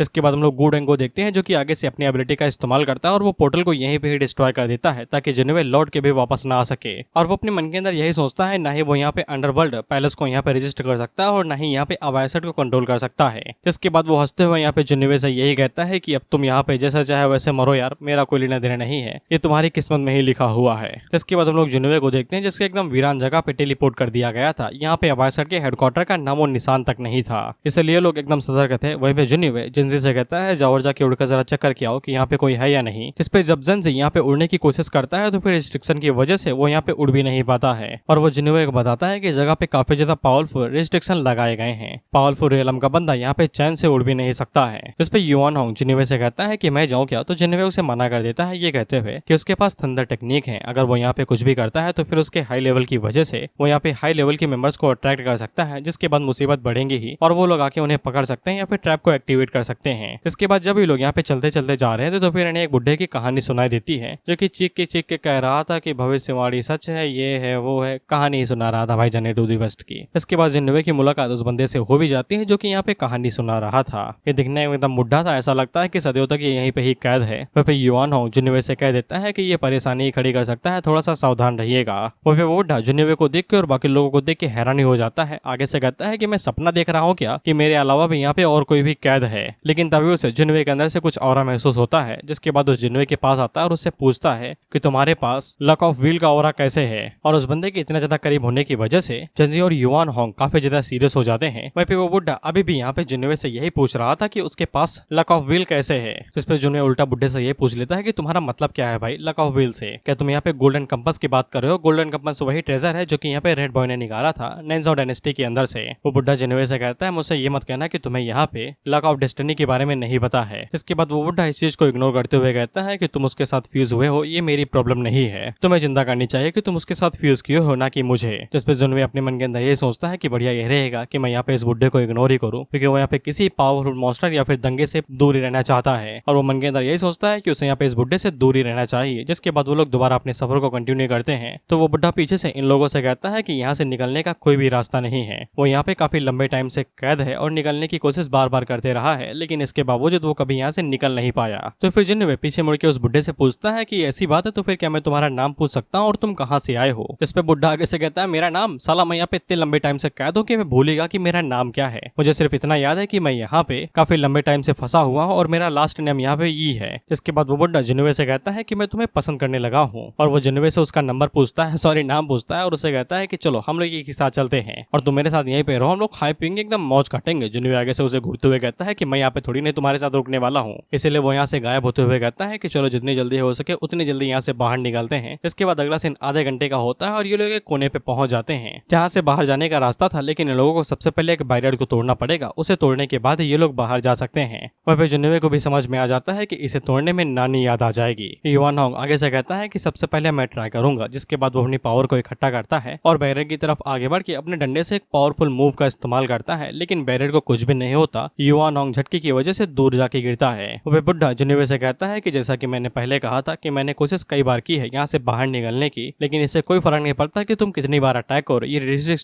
रिस्ट्रिक्शन इतना ज्यादा पावरफुल है कि ये कभी भी तुम्हें बाहर जाने नहीं देगा। तो फिर जुनिवे ज़ेंजी से कहता है जाओ जाके युआन होंग की मदद करो, जिसके बाद वो दोनों ही यहाँ पे अपनी एबिलिटीज का इस्तेमाल करते हुए रिस्ट्रिक्शन को तोड़ने की कोशिश करने लगते हैं। और फिर कोने में धमाके की वजह से कुछ लोगों का ध्यान उस तरफ जाता है, इसलिए कुछ डिसेबल्स आगे से पूछते हैं कि उस फॉरबिडन एरिया के अंदर कुछ लोग हो सकते हैं क्या, जिसपे एक बंदा आगे से बताता है कि तुम्हें यहाँ पे रूल्स के बारे में नहीं पता है क्या। अगर कोई यहाँ पे टेलीपोर्टेशन गेट का इस्तेमाल करना चाहता है और अबायसेट के अंदर अंदर आना चाहता है, लेकिन अगर उस बंदे यानी कि कैंडिडेट ने जो टेलीपोर्टेशन गेट इस्तेमाल कर रहा है उसने यहाँ पे फोर्स वर्स का इस्तेमाल किया, तो फिर उसे यहाँ पे फॉरबिडन एरिया के अंदर कैद कर दिया जाएगा एक एनिमी की तरह, जिसके बाद वो यहाँ पे हमेशा के लिए कैद रहेगा। उस बंदे ने रास में काला जादू किया था, वो फोर्स ही थी। इस वजह से टेलीपोर्टेशन गेट ने उसे यहाँ पे फॉरबिडन एरिया समझ लिया और यहाँ पे जिन्वे को वहीं पे ही भेज दिया, जिसपे कुछ लोग आगे से ये कहते हैं कि ये लोग पक्का यहाँ पे अबायसेट के ऊपर चार्ज करना चाहते थे, लेकिन गलती से ये लोग यहाँ पे फॉरबिडन एरिया के अंदर भेज दिए गए हैं। इस पे एक बंदा आगे से ये कहता है कि यही होगा अगर तुम यहाँ पे अबायसेट के खिलाफ जाने की कोशिश करोगे। इसे कोई फर्क नहीं पड़ता है कि तुम्हारी कल्टीवेशन कितनी ज्यादा हाई है, लेकिन अगर तुम एक बार फॉरबिडन एरिया के अंदर फंस गए तो फिर हमेशा के लिए फंसे ही रहोगे।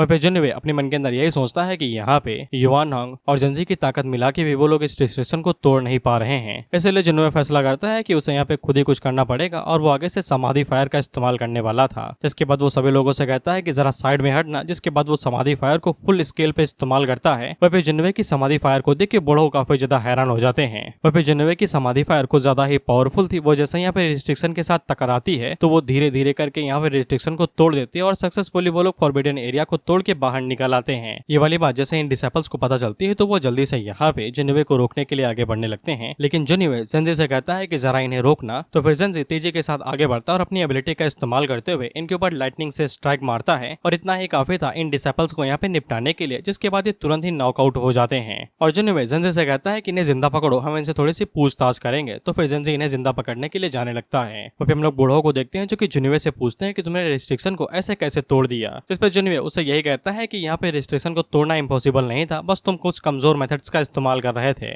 इसके बाद जिन्वे यहाँ से आगे बढ़ने लगता है तो बूढ़ो जिन्वे से कहता है रुको यार, मैं भी तुम्हारे साथ चलूंगा। जैसे कि ज़ेंजी ने यहाँ पे सभी डिसेबल्स को पकड़ लिया था तो वो सभी डिसेबल्स यहाँ पे बंधे हुए थे। उनमें से जो सीनियर था वो आगे से पूछता है कि तुम लोगों को क्या चाहिए और तुम लोग कौन हो। तो जिन्वे उसे कहता है कि हमें कुछ भी नहीं चाहिए, तुम बस हमें अपनी सेक्ट लेके चलो और कुछ नहीं चाहिए हमको। लेकिन वो डिसेबल आगे से मना करता है तो फिर ज़ेंजी आगे से अपनी बिजली का इस्तेमाल करता है इन्हें झटके देने के लिए। और जिन्वे उन लोगों से कहता है अगर तुम मेरा कहना नहीं मानोगे तो फिर तुम हमारे किसी काम के नहीं हो और मजबूरन मुझे यहाँ पे तुम्हारी गुद्दी दबोचनी पड़ेगी और तुम्हें टाटा बाय बाय कहवाना पड़ेगा यहाँ से। जिसके बाद ज़ेंजी एक एक करके सभी डिसेबल्स को यहाँ पे झटके देना शुरू करता है एकदम कड़क वाले। और उन्हीं में से हम लोग यहाँ पे अबायसेट के नंबर 1 जीनियस को देखते हैं जिसका नाम आलैंग था। वहीं पे आलैंग जिन्वे को पहचान जाता है कि ये सब यहाँ पे ज़ेंजी और जिन्वे ही होंगे। वहीं पे हम लोग डिसेबल को देखते हैं जो पहले मना कर रहा था, वो जिन्वे से कहता है कि हमें मारो नहीं, मैं तुम्हें यहाँ पे अबायसेट लेके चलता हूँ। वहीं पे वो मन के अंदर सोचता है कि ये सभी लोग यहाँ पे अबायसेट के जीनियसेस हैं, अगर ये सभी मारे जाते हैं तो फिर उसका भी नंबर लगेगा ही, इसीलिए वो यहाँ पे बैठा क्यों रहे, बता ही देता है ना जिंदगी ही बच जाएगी। जिन्वे उसे कहता है तुम बड़े बुद्धिमान हो यार, तुम मुझे पसंद है, चलो हमें यहाँ पे सेक्टर लेके चलो।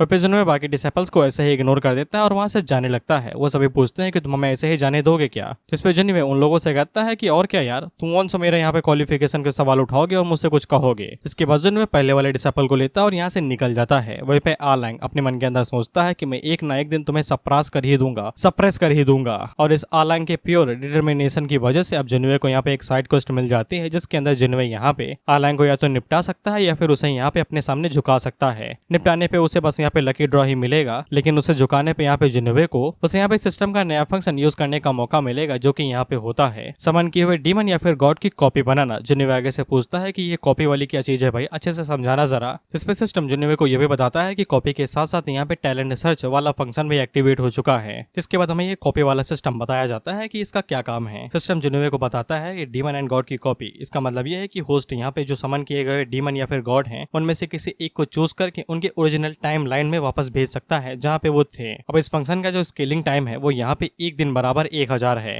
एग्जाम्पल के लिए जिन्वे यहाँ पे डाजी को उसकी टाइमलाइन में वापस भेज देता है, तो जिन्वे अगर यहाँ पे एक दिन बिताता है तो डाजी के लिए उसकी दुनिया में 1000 के बराबर होगा। जिन्वे इस फंक्शन का इस्तेमाल महीने में सिर्फ एक ही बार कर सकता है या फिर मिशन को कंप्लीट करके उसे ये फंक्शन मिलता रहेगा, तब वो महीने में 1 या 2 बार कर सकता है। इसके बाद सिस्टम हम लोगों को यहाँ पे टैलेंट सर्च फंक्शन के बारे में बताता है कि वो यहाँ पे टैलेंट्स को भी सर्च कर सकता है। जिन्वे इसका इस्तेमाल भी महीने में कई बार कर सकता है, लेकिन वो एक टाइम पे सिर्फ 5 ही लोगों को डिटेक्ट कर सकता है। मिशन के तरीके वो और भी ज्यादा मिशन का इस्तेमाल करके यहाँ पे क्वांटिटी को बढ़ा सकता है, यानी कि एक टाइम पे 10 या फिर 20 इस तरीके से मिशन को कंप्लीट करके। और इसी टैलेंट सर्च फंक्शन की वजह से यहाँ पे आलांग का क्वेस्ट एक्टिवेट हुआ है। जिन्नोवे को समझ में आ जाता है कि उसे यहाँ पे आलांग को झुकाना ही पड़ेगा क्योंकि वो उसे मार नहीं सकता है। जिन्नोवे सिस्टम से पूछता भी कि मुझे उसे झुकाना क्यों पड़ेगा, जिस पे सिस्टम जिन्नोवे को ये भी बता देता है कि सर्च फंक्शन की वजह से जो टैलेंट यहाँ पे डिटेक्ट किए जाएंगे उनका जो ऑलओवर होगा, उनका जो इन्ने टैलेंट होगा वो ऑर्डिनरी के मुकाबले काफी ज्यादा पावरफुल होगा। इसीलिए जिन्नोवे अगर उन्हें अपनी तरफ कर लेता है तो उसी के लिए भी फायदा रहेगा। जिसपे जिन्नोवे को समझ में आ जाता है कि उसे यहाँ पे आलांग को निपटाना नहीं बल्कि झुकाना पड़ेगा, लेकिन उससे पहले उसको यहाँ पे सोलार डीमन को बचाना पड़ेगा। वह पे अवायसेट का डिसाइपल जिन्नोवे को बताता है कि आगे ही यहाँ पे उनका अवायसेट है केन्यान के अंदर। वह पे युआन होंग जिन्नोवे को बताता है कि उसे आगे से यहाँ पे बहुत ही ज्यादा डिमोनिक ऑरा महसूस हो रहा है, यानी कि सच में आगे डिमोनिक सेक्ट है, सॉरी अबाया सेक्ट है। इसके बाद जिन्नोवे पीछे मुड़ के यहाँ पे उस डिसाइपल से कहता है कि अब तुम्हारी बारी है, तुम अपने रास्ते चलो। इसके बाद वो समाधि फायर का इस्तेमाल करते हुए इसे निपटा देता है। ये मेरे हिसाब से गलत था थोड़ा सा, उन्हें छोड़ दिया इसे निपटा दिया, ये क्या सिस्टम है। खैर जो भी हो, मुझे कौन सा फर्क पड़ता है कौन से ये मेरे रिश्तेदार है। अब इसके बाद जेंजी और युआन होंग यहाँ पे अपनी एबिलिटीज का इस्तेमाल करते हैं और केन्यान के ऊपर भाई बरसात कर देते हैं हमलों की। अब इसी से यहाँ पे एक और साइड क्वेस्ट एक्टिवेट हो जाती है जिसका नाम था एस्केप फ्रॉम अवाया सेक्ट, वो भी अनस्क्रैच्ड, यानी कि बिना मार खाए यहाँ से बाहर निकल जाओ। सिस्टम बताता है क्योंकि तुमने यहाँ पे अवाया सेक्ट को उंगली कर दी है तो वो पक्का गुस्से में बाहर निकलेंगे और तुम्हारी सामत आई है। अगर तुम यहाँ पे सक्सेसफुली भाग निकलते हो बिना चोट खाए हुए तो फिर तुम्हें यहाँ पे गॉड समन करने का मौका दिया जाएगा। ऑफ कोर्स इतना ज्यादा पावरफुल हमला करने के बाद अवाया सेक्ट के जितने भी एल्डर और डिसाइपल थे वो सभी बाहर निकलते हैं, ये कहते हुए किसकी हिम्मत हुई अवाया सेक्ट के ऊपर इस तरीके से खुलेआम धावा बोलने की। बाहर निकलने वाले एल्डर आएंग ही थे, वो जिन्नोवे से कहते हैं कि तुम दोबारा आ गए। वह पे जिन्नोवे एल्डर आएंग से कहता है मेरा बीस्ट मुझे वापस लौटा दो, नहीं तो मैं तुम्हें बता भी नहीं सकता कि मैं तुम्हारे साथ क्या करूंगा। जिसके बाद हम लोग जेंजी और यहाँ पे युआन होंग को देखते हैं जो कि अपनी एनर्जी को लगातार रिलीज करते हुए जा रहे थे और उनकी एनर्जी इतनी ज्यादा थी कि एल्डर आएंग को समझ में आ जाता है अगर वो भिड़ेंगे तो वही मुंह की खाएंगे। खैर एल्डर आएंग आगे कुछ कह पाते उससे पहले अबाया सेक्ट का सेक्ट लीडर बाहर निकलता है जिसका नाम यहाँ पे नैनगोंग था। जिन्नोवे उसे पूछता है कि तुम यहाँ के लीडर हो, जिसपे वो कहता है हाँ मैं ही हूँ। तो जिन्नोवे उसे धमकी देते हुए कहता है कि मेरा demonic beast sorry mythological beast वापस करो तो फिर मैं यहाँ पे आराम से चला जाऊंगा और तुमने जो भी कांड किए हैं उन सभी चीजों को इग्नोर भी कर दूंगा। लेकिन लीडर आगे से साफ मना कर देता है ये कहते हुए कि ऐसा नहीं होने वाला है। और नैनगोंग आगे से चीखते हुए कहता है कि एक गॉड है जिसको हम लोग कई सालों से पूजते हुए आ रहे हैं, बेसिकली कई सारे जनरेशन से। इसलिए जिन्नोवे को क्या लगता है कि वो इतनी आसानी के साथ यहाँ पे वो बीस्ट जिन्नोवे को वापस कर देंगे। इस पे जिन्नोवे आगे से कहता है अगर ऐसी बात है तो फिर ऐसा लगता है कि मुझे यहाँ पे लड़ना ही पड़ेगा। इसके बाद जिन्नोवे यहाँ पे युआन होंग से कुछ कहने ही वाला था कि उससे पहले ही यहाँ पे वो बुढ़ा आ जाता है जो कि यहाँ पे नैनगोंग से कहता है कि ये लाल कपड़ा, पहले ये बताओ कि तुम्हारा ये ली के साथ क्या रिश्ता है। ये ली नाम है जिसके बारे में बूढ़ा कह रहा है। वह पे जिन्नोवे जैसे ही यहाँ पे बूढ़ों को सेक्ट लीडर के साथ बात करते हुए दिखता तो वो मन के अंदर यही सोचता है कि मुझसे मत कहना कि ये बुढ़ा भी यहाँ पे सेक्ट लीडर के साथ ही जुड़ा हुआ है या फिर इसका कोई रिलेशन है। अगर ये दोनों एक साथ मिल जाते हैं तो फिर बहुत बुरी तरीके से मेरे लगेंगे। खैर जो नैनगोंग था वो यहाँ पे बुढ़ों को कुछ भी इज्जत नहीं दे रहा था, वो उसे कहता है तू कौन है वे। जिस पे बूढ़ो पलक झपकते ही नैनगोंग के पास पहुंचता और उसका कॉलर पकड़ के उसे उठा के नीचे घड़ाम से पटक देता है। इसके बाद बूढ़ो पलक झपकते ही यहाँ पे नैनगोंग के पास दोबारा आता है और उसका कॉलर पकड़ के उससे कहता है मैंने कुछ पूछा, जल्दी से उसका जवाब दे नहीं तो दांत बाहर निकाल लूंगा, डेंटिस्ट से भी ज्यादा तेज हाथ है मेरे। बताओ तुम्हारा ये ली के साथ क्या रिश्ता है। जिसपे नैनगोंग आगे से बताता है ये ली उसका मास्टर हुआ करता था। तो फिर बुड्ढा यहाँ पे नैनगोंग से पूछता है कि उसे निपटे हुए यानी कि मरे हुए कितना ज्यादा टाइम हो गया है। जिसपे नैनगोंग आगे से बताता है 5477 साल। और जिन्नोवे भी जब ये संख्या सुनता है तो वो बहुत ज्यादा हैरान हो जाता है कि इतने साल, ये बुड्ढा साला इतना साल पुराना है, ये तो एक पक्का मॉन्स्टर है। और वो मन के अंदर सोचता है ये पक्का यहाँ पे नैनगोंग के साथ ही मिला हुआ है, अगर ये दोनों आपस में मिल जाते हैं तो फिर हमारे जीतने की कोई भी चांस नहीं है, हमें यहाँ से भागना ही पड़ेगा। वह जेंजी और युआन होंग भी जिन्नोवे से इतना ही कहते हैं कि सिचुएशन उनके फेवर में बिल्कुल भी नहीं लगती है, उन्हें किसी भी टाइम यहाँ से भागना पड़ सकता है। तो फिर जिन्नोवे ने स्क्रोल अपने हाथों में ही ले रखा था ताकि वो तुरंत यहाँ से भाग निकले। खैर इसके बाद बड़ों यहाँ पे नैनगोंग से कहते हैं कि ये ली मेरा डिसाइपल हुआ करता था, इसका मतलब ये हुआ कि तुम मेरे डिसाइपल्स के डिसाइपल हुए। इस पे नैनगोंग आगे से कहता है तो फिर आप मेरे यहाँ पे ग्रैंड मास्टर हुए। वह पे एल्डरैन अपने मन के अंदर सोचते हैं कि मेरे अंदर तो लड्डू फूट रहे हैं, इस बड़ों के पास एकदम स्ट्रॉन्गेस्ट ऑरा है, अब जिन्नोवे को यहाँ पे कुछ भी नहीं मिलेगा, अब उसे यहाँ पे अपनी उल्टी पैरों से भागना ही पड़ेगा। वह पे जिन्नोवे भी अपने मन के अंदर ये सोचता है कि ये साला मेरा बैड लक ही है, इसे यहाँ से बाहर निकाला, इसकी मदद की, अब ये यहाँ पे एनिमी का दोस्त निकला। लेकिन हम प्लॉट पे ट्विस्ट देखते हैं क्योंकि हम देखते हैं कि बड़ो यहाँ पे नैनगोंग से कहता है कि जिन्नोवे मेरा बेनिफैक्टर है, इसने मेरी मदद की है, इसलिए चुपचाप इसका बेस्ट इसे वापस लौटा दो। इस पे नैनगोंग और एल्डरैन आगे से कहते हैं तो प्लॉट ट्विस्ट है, ऐसा थोड़ी ना हो सकता है। वह पे जिन्नोवे बड़ो से कहता है कि यार तुम्हें बाहर निकालना यार बेकार नहीं गया, दिल खुश कर दिया तुमने। वह पे बड़ो आगे से कहता है कि अब से वो फ्यूचर में जिन्नोवे के साथ में ही रहेगा, इसलिए अब 62 के लिए बढ़िया यही रहेगा कि वो यहाँ पे चुपचाप जिनेवे का डिमोन इतना नाम इन लोगों ने बदल दिया कि मैं परेशान हो गया हूँ। कभी मिथोलॉजिकल कहते हैं, कभी डिवाइन कहते हैं, कभी सैक्रेड कहते हैं। जो भी हो, जिनेवे का बेस्ट उसे वापस लौटा दो। ये सब कुछ मैं फ्री में करने के लिए नहीं कह रहा हूँ, बदले में मैं तुम्हें एक स्पेशल टेक्निक भी सिखा दूंगा, जिसपे नैनगोंग बेचारा कुछ भी नहीं कह पाता और जिनेवे उसे यहाँ पे मिर्ची लगाते हुए कहता है कि मुझसे मत ये ना कहना यार कि तुम यहाँ पे एक डिमोनिक बीस्ट के लिए अपने ग्रैंड मास्टर के खिलाफ चले जाओगे।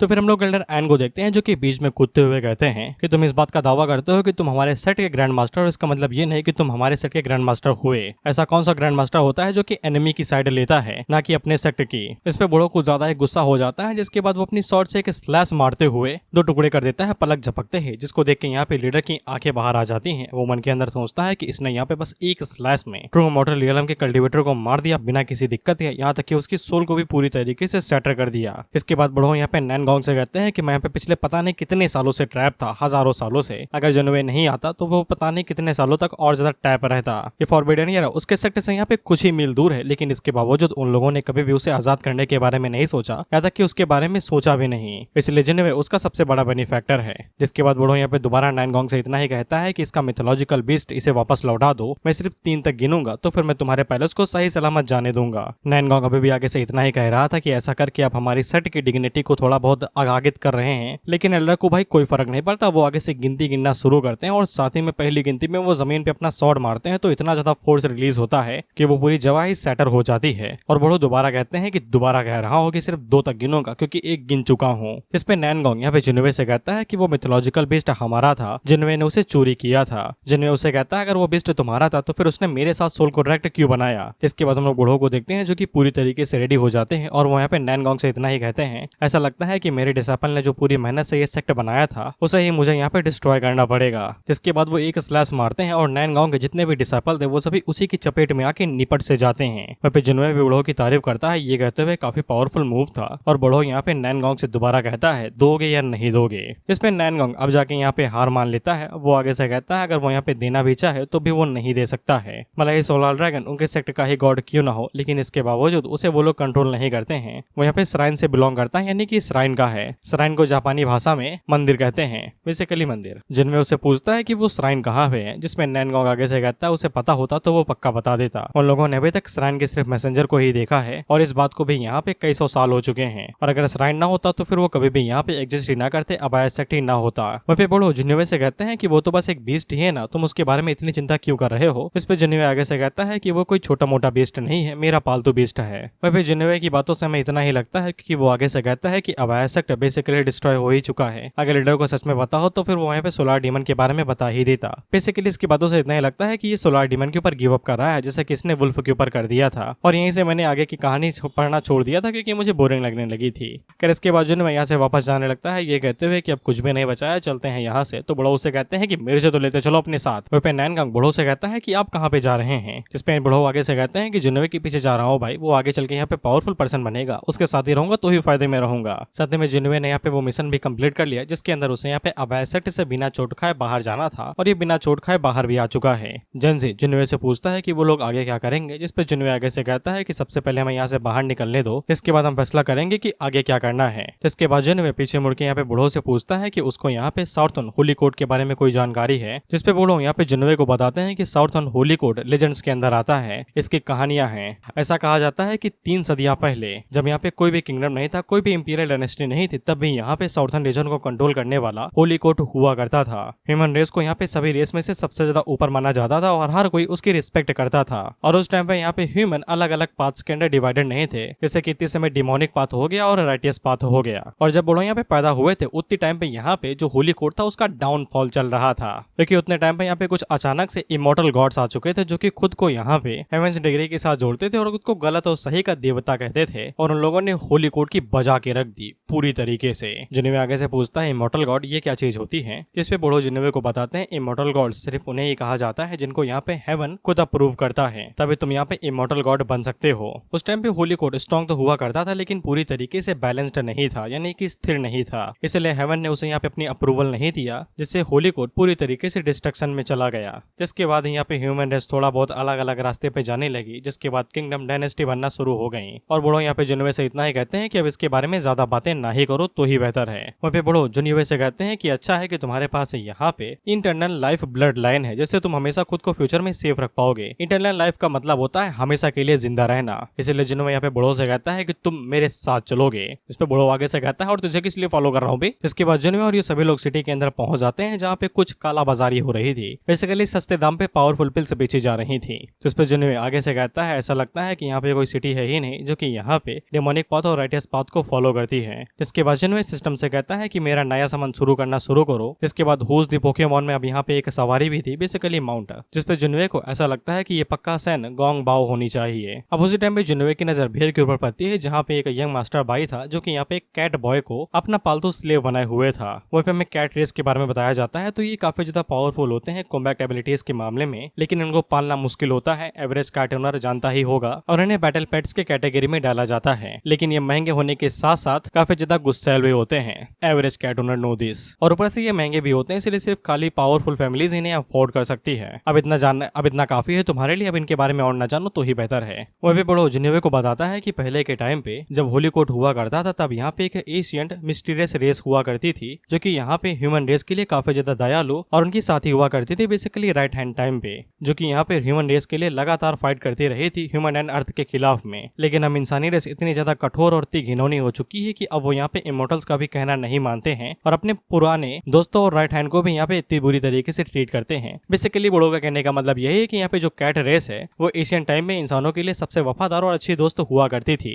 लेकिन अब ये इन्हें यहाँ पे स्लेव की तरह ट्रीट कर रहे हैं। उसी टाइम हम लोग कैट बॉय को देखते हैं जिसकी नजर से जिन्वे के ऊपर पड़ती है, जिसके बाद वो बौखला जाता है और आउट ऑफ कंट्रोल होने लगता है। तो यंग मास्टर उसकी चेन को खींचते उसे यहाँ पे कंट्रोल करने की कोशिश करता है और उसी टाइम पे यहाँ पे सिस्टम जिन्वे को एक नई क्वेस्ट देता है जिसके अंदर उसे यहाँ पे कैट बॉय को बचाना था। जितना यहाँ पे बूढ़ों ने बताया कि कैट रेस होली कोड की पहले सबसे अच्छी अलायंस हुआ करती थी, अलायंस, और उनकी रेस में यहाँ पे ब्रांड सील भी है, बेसिकली ब्लड लाइन सील, कि वो हमेशा इनकी दोस्ती रहेंगे। इसलिए जिन्वे को यहाँ पे बचाना पड़ेगा, जिसके बाद जिन्वे को यहाँ पे कैट रेस की तरफ से सपोर्ट मिल जाएगा तो उसका मिशन कंप्लीट हो जाएगा। इसके रिवॉर्ड में जिन्वे को यहाँ पे एक और गॉड समन करने का मौका मिलेगा और साथ ही में वो यहाँ पे स्किल को भी सीख सकता है। इस पे जिन्वे आगे से कहता है कि अब सिस्टम ने कह दिया है तो फिर करना ही पड़ेगा। जिसके बाद हम लोग देखते हैं कि यंग मास्टर यहाँ पे कैट बॉय के ऊपर कोड़े बरसा रहा था, I hate this, I love cat girls. इसके बाद हम लोग जिन्वे को देखते हैं जो कि यहाँ पे चॉपस्टिक को एकदम खतरनाक तरीके से फेंकता है, जैसे कि हम लोग पेपर को गेटिस की मदद से एकदम फेंक के मारते थे कि सामने वाले बंदे की आंखें फूट जाए स्कूल टाइम पे। और जिन्वे की जो चॉपस्टिक्स नीचे गिरी थी वो सीधा जाके उसे यंग मास्टर के हाथ ही में घुस जाती है, जिससे यहाँ पे वो जंजीर छोड़ देता है और कैट बॉय भागते कूदते हुए जिन्वे के पास आ जाता है। जिन्वे यहाँ पे जंजीर से कहता है कि जरा इसकी जंजीरें तोड़ देना, तो जंजीर बड़ी आसानी के साथ ही यहाँ पे जंजीरों को तोड़ देता है। अब इसके बाद कैट बॉय अपनी भाषा में म्याओ म्याओ म्याओ म्याओ म्याओ म्याओ कहते हुए कुछ तो कह रहा था, जिसकी बातों को यहाँ पे बढ़ो ट्रांसलेट करते हैं। ये कहते हुए ये कह रहा है इसकी जिंदगी खतरे में है, सॉरी इसकी बहन की जिंदगी खतरे में है, और वो उम्मीद करता है कि जिन्वे यहाँ पे मदद करेगा। इसके बाद जो यंग मास्टर था वो यहाँ पे दोबारा कैट बॉय को हासिल करने के लिए अपना वेपन निकाल के आगे बढ़ता है, लेकिन कैट बॉय उल्टा उसके ऊपर अटैक करता है और उसे झटके के अंदर निपटा देता है। चाय से ज्यादा केतली गर्म थी। अभी जितने भी लोग अभी यहाँ पे कैट बॉय की तारीफ कर रहे थे वो आगे से कहते हैं इसने यहाँ पे यंग मास्टर को मार दिया है, चीजें सीरियस होने वाली हैं, यहाँ से तुरंत कट लो। जिन्वे कैट बॉय से कहता है कि मुझे अपनी बहन के पास लेके चलो ताकि हम उसकी मदद कर सके। जिसके बाद अगला सीन 1 घंटे के बाद का होता है। हम लोग जिन्वे को यहाँ पे कुछ लोगों के ऊपर हमला करते हुए देखते हैं जो कि आराम से आग ताप रहे थे। वहीं पे ये सभी आपस में बात करते हुए कहते हैं कि कैट रेस के लोगों को पता चल गया कि हम लोग यहाँ पे उनका इंतजार कर रहे हैं, लेकिन ऐसा कैसा हो सकता है, वो लोग तो यहाँ पे काफी लंबे टाइम से ट्रैप हुए हैं, उनमें से कोई भी अभी तक बाहर नहीं निकला है। जिसके बाद हम लोग कैट बॉय की सिस्टर को देखते हैं जिसका नाम वैंग जुए था, और वैंग जुए को पता चल जाता है कि किसी ने यहाँ पे मैजिक बैरियर को तोड़ दिया है और वो लोग अंदर आने वाले हैं। जिसके अगले सीन में हम लोग देखते हैं कि जिन्वे और कैट बॉय दोनों अंदर आ जाते हैं। जिसके बाद जाके हमें यहाँ पे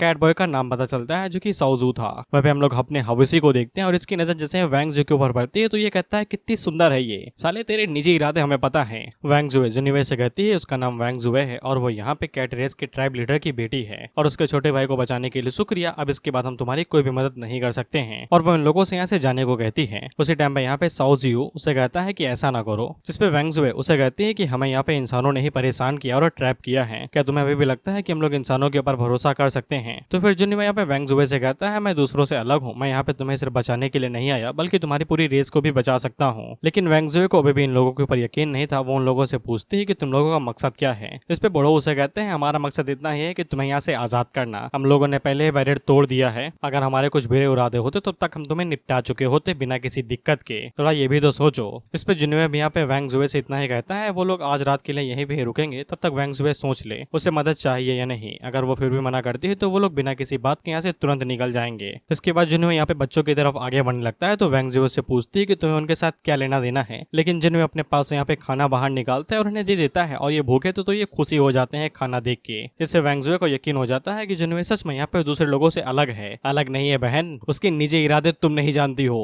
इसके बाद हम लोग एक शिप को देखते हैं जो कि यहाँ पे कैट रेस की तरफ आगे बढ़ते हुए जा रहे थे और ये सिर्फ कुछ ही मील दूर थे। वहीं इनका जो एल्डर था वो आगे से कहता है कि इन्हें किसी भी कीमत पे कैट रेस की प्रिंसेस को पकड़ना पड़ेगा, नहीं तो कुछ ही दिनों के बाद बाकी लोग भी उसे टारगेट करने लगेंगे। अब उसी टाइम में हम लोग देखते हैं कि इनके पास एक सेन गोंग बाओनांग का एक बंदा आता है जो कि उन लोगों से कहता है, उसे पता है कि वो लोग क्या करने के लिए जा रहे हैं और वो उनके साथ बस कुछ बातचीत करना चाहता है। हालांकि वो लोग उससे कहते हैं कि हम तुम्हारे ऊपर भरोसा कैसे कर सकते हैं, जिसपे गोंग बाओ आगे से कहता है कि ये कैट पीपल के बारे में है ना, जिसपे वो लोग हैरान हो जाते हैं। जिसके बाद एल्डर यहाँ पे उस बंदे से कहते हैं कि हाँ बताओ तुम क्या कहना चाहते हो, हम तुम्हारी बात को सुनेंगे। जिसपे गोंग बाओ उन लोगों से कहता है कि यहाँ पे गलतफहमी हुई है, वो उन्हीं की तरह एक डाउ फॉलोवर है और वो यहाँ पे उन्हें कोई भी नुकसान पहुंचाने के लिए नहीं आया है। वो यहाँ पे लेंग या माउंटेन से आया हुआ है किसी वजह से, क्योंकि वहाँ पे कई सारे लोगों की जिंदगी खतरे में है और ये सभी चीजें यहाँ पे कैट पीपल से रिलेटेड है, यानी कि कैट रेस से। जिसपे ये लोग इतने ज्यादा बेवकूफ थे कि उस बंदे की बात के ऊपर यकीन भी कर लेते हैं और आगे से पूछते हैं कि ऐसी क्या चीज है जिसके पीछे यहाँ पे इतनी सभी जिंदगियां दांव पे लगी हुई हैं। जिसपे वो बंदा झूठ बताते हुए कहता है कि उसे यहाँ पे एक कैट पर्सन ने पाल पोस के बड़ा किया है और वो उतने समय यहाँ पे रिपोर्ट करने के लिए जा रहे हैं क्योंकि उनकी ट्राइब यहाँ पे डिमोनिक लॉर्ड को सर्व करती है। जिसपे ये लोग आगे से बताते हैं कि हाल ही में डिमोनिक लॉर्ड ने यहाँ पे कई सारे बीस्ट ट्राइब्स को अपने कब्जे में कर लिया है और वो लोग पूरी तरीके से नॉर्थ की तरफ बढ़ते ही जा रहे हैं। जिसपे गोंग बाओ अपने मन के अंदर सोचता है कि ये इतने ज्यादा बेवकूफ है कि इन्होंने मेरी पूरी बात के ऊपर यकीन नहीं कर लिया, जबकि ये सब कुछ झूठ है। जिसके बाद हमें गोंग बाओ के असली इंटेंशन पता चलते हैं। दरअसल कैट पर्सन के पास काफी ज्यादा स्पेशल एबिलिटी होती है और उनके पास यूनिक स्किल होती है, तो उसको यहाँ पे अपनी कॉन्फिडेंस के साथ में टेम्पर किया जा सकता है। इसलिए अगर वो यहाँ पे एक कैट पर्सन को पकड़ लेता है तो वो उनका इस्तेमाल करके यहाँ पे डिमोनिक लॉर्ड को एक फेक न्यूज भेज सकता है। इसलिए गैंग बाओ उन लोगों से कहता है कि चिंता न करो, ये सब कुछ मेरे ऊपर छोड़ दो। जिसपे वो लोग उससे कहते हैं कि तुम हमें बचा सकते हो, तुम ही हमारे हीरो हो। इसके बाद हम लोग देखते हैं कि वो लोग एक वैली के ऊपर अटैक करने लगते हैं और वो पूरी वैली धीरे धीरे करके डहने लगती है और ये सभी लोग यहाँ पे कैट रेस से कहते हैं कि बाहर निकल आओ, नहीं तो हम लोग पूरी वैली को डिस्ट्रॉय कर देंगे और तुम उसी के नीचे यहाँ पे दब के मारे जाओगे। वहाँ पे वेंगजुए को पता चल जाता है कि ये प्रेशर यहाँ पे इमोर्टल रियलम के कल्टीवेटर का है जो कि अपनी 5th स्टेज पे है। इस पे सभी कैट पर्संस आगे से घबरा जाते हैं और आगे से कहता है ऐसा लगता है कि अब हम लोग यहीं पे ही मरने वाले हैं या फिर इंसानों के स्लेव बन के रह जाएंगे। जिन्वे पे वेंगजुए से कहता है कि तुम चिंता करते हो भाई, हम लोग अभी भी यहाँ पे हैं। लेकिन वेंगजुए जिन्वे से कहती है कि तुम यहाँ पे सबसे पहले भागो, तुम्हारी कल्टीवेशन सबसे ज्यादा कम है। अब उसी टाइम पे एक जगह पे तगड़ा धमाका होता है और उसी टाइम पे हम लोग देखते हैं कि सेंग बाओ के साथ में जितने भी लोग थे वो सभी वहाँ पे आ जाते हैं और हमें पता चलता है कि ये जो सेन बाओ है ये दरअसल जिन्वे का ही डिसेपल है, सॉरी डिसेपल नहीं सबऑर्डिनेट है, जो कि नया समन है। इसके बाद हमें यहाँ पे सेन गोंग बाओ के बारे में बताया जाता है कि ये सेंग डायनेस्टी का इंपीरियल एडवाइजर है, जिसके पास यहाँ पे ब्लैक पैंथर की रेस है और इसकी कल्टीवेशन यहाँ पे अर्थ इमोर्टल रियलम 6th स्टेज है। बाकी सब ना ही जानो तो ही बेहतर है। वह जिन्वे को भी पता चल जाता है कि यहाँ पे गोंग बाओ ने किसी को धोखा देके फंसा दिया है और वो मन के अंदर यही सोचता है अच्छा हुआ कि मैंने इसे समन कर लिया, अगर ये मेरी साइड पे ना होता तो फिर मुझे बहुत बुरी तरीके से लग जाते। इसके बाद सभी डिसेपल यहाँ पे गोंग बाओ से कहते हैं कि अपना अपना डिसेपल चूज कर लो, सॉरी अपना अपना अपोनेंट चूज कर लो, जिससे हम लोग यहाँ पे फाइट कर सके। इस पे गोंग बाओ यहाँ पे उस एल्डर से कहता है कि एक को मेरे लिए छोड़ देना, बाकी सब तुम रख लो। जिन्वे आगे से अपनी समाधि फायर का इस्तेमाल करता है और सामने की तरफ हल्का सा अटैक करता है, जिससे ये लोग घबरा जाते हैं और दूर जाके गिरते हैं। और जिन्वे उन लोगों से कहता है कि कैट पीपल अब उसके लोग हैं, अगर कोई भी इन्हें हाथ लगाएगा तो वो मौत से नहीं बच पाएगा। जिसपे एल्डर जिन्वे से कुछ कहने ही वाला था कि उससे पहले गैंग बाओ अपनी स्किल का इस्तेमाल करता है और एल्डर को वहीं पे ही निपटा देता है। सॉरी निपटाता नहीं है, बस वो उसकी बॉडी को लॉक कर देता है, जिससे एल्डर अब हिल नहीं पा रहा है। इसके बाद गोंग बाओ जिन्वे से कहता है कि वो यहाँ पे उसे सपोर्ट करने के लिए आया हुआ है और जिन्वे उसे कहता है अच्छा हुआ कि तुमने सही टाइम पे यहाँ पे एल्डर के ऊपर लॉक मार दी, नहीं तो मैं यहाँ पे एल्डर के साथ साथ तुम्हें भी निपटा देता। इसके बाद जिन्वे यहाँ पे गोंग बाओ से पूछता है कि अब तुम आगे क्या करोगे। इस पे जो भी लोग यहाँ पे अब गोंग बाओ के साथ आए हुए थे वो सभी गोंग बाओ को देख के घबराने लगते हैं और गोंग बाओ उनकी तरफ देखता है, जिसके बाद वो बस एक ही हाथ घुमाता है और एक झटके के अंदर उन सभी को यहाँ पे निपटा देता है और उनकी विकेट गिरा देता है। फिर जिन्वे पीछे मुड़ के वेंगजुए से पूछता है अब तुम्हें क्या लगता है कि मेरे पास पावर है कि मैं तुम्हारे लोगों को बचा सकता हूँ। और वेंगजुए को अब जिन्वे के ऊपर यकीन हो चुका था, इसलिए जिन्वे की नाक लंबी हो जाती है और वो उन सभी लोगों से कहता है कि चलो चलते हैं तुम्हारे लोगों को बचाने के लिए। अब इसके बाद जिन्वे जैसे जैसे आगे बढ़ते जा रहा था तो वैली पे कुछ लोग लगे हुए थे जो कि वेंगजुए और उसके जो साथी थे उन्हें पकड़ना चाहते थे। इसलिए जिन्वे यहाँ पे जेंजी से कहता है खड़े क्या हो बे, जाओ और जाके इन्हें खर्चा पानी दो। जिसपे जेंजी अपनी एबिलिटी का इस्तेमाल करते हुए बिजली का इस्तेमाल करता है और उन्हें 440 वोल्ट का झटका देता है, जिसके बाद इनकी विकेट यहीं पे ही गिर जाती है। वही हम लोग गोंग बाओ को देखते हैं जो कि अपने मन के अंदर सोचता है कि जिन्वे जितना दिखता है उससे ज्यादा पावरफुल है, उसे हल्के में नहीं लिया जा सकता है। दरअसल गोंग बाओ की जो पर्सनालिटी है वो आस्तीन के सांप वाली है, अगर तुमने इसको अच्छे से दूध नहीं पिलाया तो ये तुम्हें ही डस लेगा। इसके बाद जिन्वे वेंगजुए से कहता है कि रास्ता दिखाओ, तो वेंगजुए उससे पूछती है कि वो कौन से नेशन का एम्परर है है। तो जिनवे उसे कहता है अगर तुमने सही गेस किया तो फिर मैं तुम्हें करोड़पति की अमिताभ बच्चन वाली सीट दिला दूंगा, जिसके बाद तुम चिल्लाते रहते ना 7 करोड़। लेकिन वैंग जो लड़की थी तो उसकी बुद्धि इतनी ज्यादा तेज नहीं थी, उसे पता ही नहीं था कि यहाँ पे कितने नेशन है। Just like Mansi over smart समझती है पर है नहीं। अब उसे ये नहीं पता है कि इंटरनेशनल और नेशनल में क्या अंतर है, लेकिन क्या फर्क पड़ता है, काटा तो मेरा ही ना। लेकिन वैंग जुए को यहाँ पे जिनवे के बारे में जरूर पता था, यानी कि एम्परर किन को, क्योंकि जिनवे इसी नाम से फेमस है। क्योंकि इतने समय जो वो आग मूत रहा है उसका मुकाबला कोई नहीं कर सकता। जिनवे उसे पूछता है कि तुम एम्परर किन को जानती हो क्या, जिसने नैंजो डायनेस्टी, अबाया सेक्ट और कई सारे लोगों को यहाँ पे उंगल दी है और उनके ऊपर आग मूता है। क्या तुम ऐसे एडमायर करती हो? एडमायर का मतलब होता है बहुत ही ज्यादा मानना। जैसे कि मैं अपने पापा को काफी ज्यादा एडमायर करता हूँ, लेकिन उनके जैसा बनना नहीं चाहता। नशेड़ी है यार, भांग बहुत ज्यादा पीते हैं, शिवरात्रि पे मिल भी ना जाना, भोलेनाथ से ज्यादा ये पी लेंगे। मतलब इतना ज्यादा पी लेते हैं कि मुझसे ही पूछते हैं तुम किसके बेटे हो। अरे आप ही का सुपुत्र हो भाई, आधार कार्ड दिखाओ क्या। खैर वैंग जुए यहाँ पे जिनवे से कहती है कि वो ये तो नहीं कहती है कि वहाँ पे एम्परर किन को एडमायर करती है, लेकिन उसके जितना लेजेंडरी और पावरफुल कोई नहीं है और उसे यकीन है कि जिनवे यहाँ पे आगे चल के एम्परर किन ही बनेगा। तो जिनवे आगे से यहाँ पे भांडा फोड़ देता है ये कहते हुए कि मैं ही एम्परर किन हूँ और मैं ही जिनवे हूँ, वो भी शर्माते हुए। हवस देखो साले की कैसे लटक रही है। हालांकि वैंग जुए को यकीन नहीं होता और वो जिनवे से कहती है अगर तुम एम्परर किन हो ना तो मैं भी यहाँ पे साउथर्न रीजन के स्ट्रॉन्गेस्ट पर्सन हूँ, सेंगजी। जिस पे जिनवे अपने मन के अंदर सोचता है रिश्तेदारों की एडवाइस को झूठा बताना और लड़कियों को किसी बात के ऊपर यकीन दिलाना दोनों ही बेकार है। और वो पीछे से कहता रहता है भाई मैं ही एम्परर किन हूँ यार, मैं ही हूँ, असली वाला हूँ, पीछे दाग भी है, दिखाऊं क्या। लेकिन वैंग जुए को यकीन नहीं हो रहा था, उसने मान लिया है कि ये भड़वा एम्परर किन हो ही नहीं सकता है, भले इसके चुत्तड़ पे थप्पा ही क्यों ना लगाओ एम्परर किन का। जिसके अगले सीन में हम लोग एक बहुत बड़ी कैट स्टैचू को देखते हैं। ये पक्का कैट ट्राइब के किसी पावरफुल वॉरियर या फिर फर्स्ट रेस वाले बंदे की होगी, किसी की भी हो यार, मुझे क्या फर्क पड़ता है। लेकिन उसी स्टैचू के नीचे हम लोग दो ग्रुप्स को देखते हैं, जिनमें से एक ह्यूमन ग्रुप है और दूसरा यहाँ पे कैट ट्राइब के लीडर वाला ग्रुप है। जो ह्यूमन ग्रुप था वो यहाँ पे कैट ट्राइब के लीडर जिनका नाम वैंग यान है, वो उसे कहता है अगर तुम लोग यहाँ पे सरेंडर नहीं करोगे तो फिर तुम यहाँ पे पूरी तरीके से अपनी ही रेस को डिस्ट्रॉय कर लोगे। इस पे जो ह्यूमन साइड वाले लोग थे वो आगे से कहते हैं हम इनसे बात ही क्यों कर रहे हैं, हम इन सभी को यहीं पे ही निपटा देना चाहिए, सिर्फ बच्चों और फीमेल कैट्स को ही छोड़ देना चाहिए, बाकी मेल्स को यहीं पे ही निपटा देना चाहिए। हम लोग वैंग यान को देखते हैं जो कि कैट ट्राइब के लीडर है, वो आगे से सरेंडर करने से साफ मना कर देते हैं, वो यहाँ पे कभी भी किसी के स्लेव नहीं बनेंगे। जिसके बाद वो आगे से यहाँ पे अपनी एबिलिटी का इस्तेमाल करते हैं फाइट करने के लिए, जिससे कई सारे कैट ट्राइब के लोग एक्टिवेट हो जाते हैं। लेकिन उससे पहले ही हम लोग देखते हैं कि कोई यहाँ पे जो मूर्ति थी उसके ऊपर पंच मारता और उसे तोड़ देता है। पता नहीं भाई लोगों को पुराने आर्किटेक्चर से क्या दुश्मनी है, साला तोड़ ही देते हैं अगर वो किसी दूसरे का हुआ तो। वह जो ह्यूमन रेस था वो आगे से कहता है कि ये तो पक्का ब्लैक टेम्पल डिमोनिक फेस्ट ही होगा, वो लोग यहाँ पे क्यों आए हुए हैं। वह वैंग यान जैसे ही ब्लैक टेम्पल सेक्ट डीमन को देखते हैं जो कि डिमोनिक डॉ ओवरलॉर्ड है, तो वो काफी ज्यादा घबरा जाता है और आगे से कहता है कि यही हमारा अंत होगा। इसके बाद ब्लैक टेम्पल सेक्ट वाले की तरफ से जो पोर्टल खुला था उसके अंदर से बस एक ही अटैक होता है जो कि यहाँ पे उस ह्यूमन वाले बंदे के सर के ऊपर जा लगता है और उसकी बॉडी एक झटके के अंदर ही सैडर हो जाती है। जिसके बाद ह्यूमन वाली साइड की इतनी ज्यादा फटती है कि इनकी पैंट ही गीली हो जाती है और ये तुरंत यहाँ से भागने लगते हैं मदद मांगने के लिए। इसके बाद हम लोग देखते हैं ब्लैक टेम्पल फिस्ट डीमन की तरफ से कोई तो बाहर निकलता है जिसका नाम यहाँ पे टियानजिन था, जो कि यहाँ पे इंसानों वाली रेस के ऊपर कमेंट मारते हुए कहता है जिसको अभी इसने ब्लास्ट किया। ऐसा कहा जाता था कि ये लोग यहाँ पे स्ट्रॉन्गेस्ट फाइटिंग फोर्स हैं एशियंट ह्यूमन रेस की, लेकिन मैंने जब इन्हें कुछ किया तो ये साले कुछ भी नहीं है, इनकी कोई औकात ही नहीं रही मेरे सामने। वह कैट ट्राइब के लोग यहाँ पे वैंग यान से पूछते हैं कि अब वो लोग क्या करेंगे, जिसपे वैंग यान आगे से कहता है कि हम लोग कुछ भी नहीं कर सकते हैं, सब कुछ पहले ही डिसाइड हो चुका है। लेकिन उसी टाइम पे हम लोग वैंग जुए को देखते हैं जो कि जिनवेले को यहाँ पे आ जाती है और पता नहीं एशियन टाइम में खूबसूरत लड़कियों को क्या ही दुश्मनी है, साला जैसे ही देखते हैं तैसे ही हाथ मार देते हैं। हम लोग टियानजिन को देखते हैं और ये भी वही करता है, वैंग जुए को जैसे ही देखता है तो उसे पकड़ने की कोशिश करता है, तेरी बाप की मछली नहीं है वो। इसके बाद हम लोग जंजे को देखते हैं जो कि बस एक ही अटैक करता है और एक ही अटैक में यहाँ पे टियानजिन की फटके चार हो जाती है, वो फोर्स की वजह से दूर जाके गिरता है। इसके बाद जंजे जिनवे से पूछता है कि हम इसके साथ क्या करें, तो जिनवे आगे से जानते हो क्या कहता है, मार दो यार और क्या फर्क पड़ता है। इसके बाद जंजे कमांड को फॉलो करते हुए यहाँ पे टियानजिन के ऊपर हमला करने के लिए आगे बढ़ता है। वह पे टियानजिन भागने की जगह पे सोचता है कि वो यहाँ पे हेड ऑन फाइट नहीं करेगा तो वो जीत जाएगा। इनको भाई इन्हीं की कल्टीवेशन डीएम के बारे में नहीं पता, अगर सामने वाले की कल्टीवेशन ज्यादा है एक लेयर भी तो भाग लो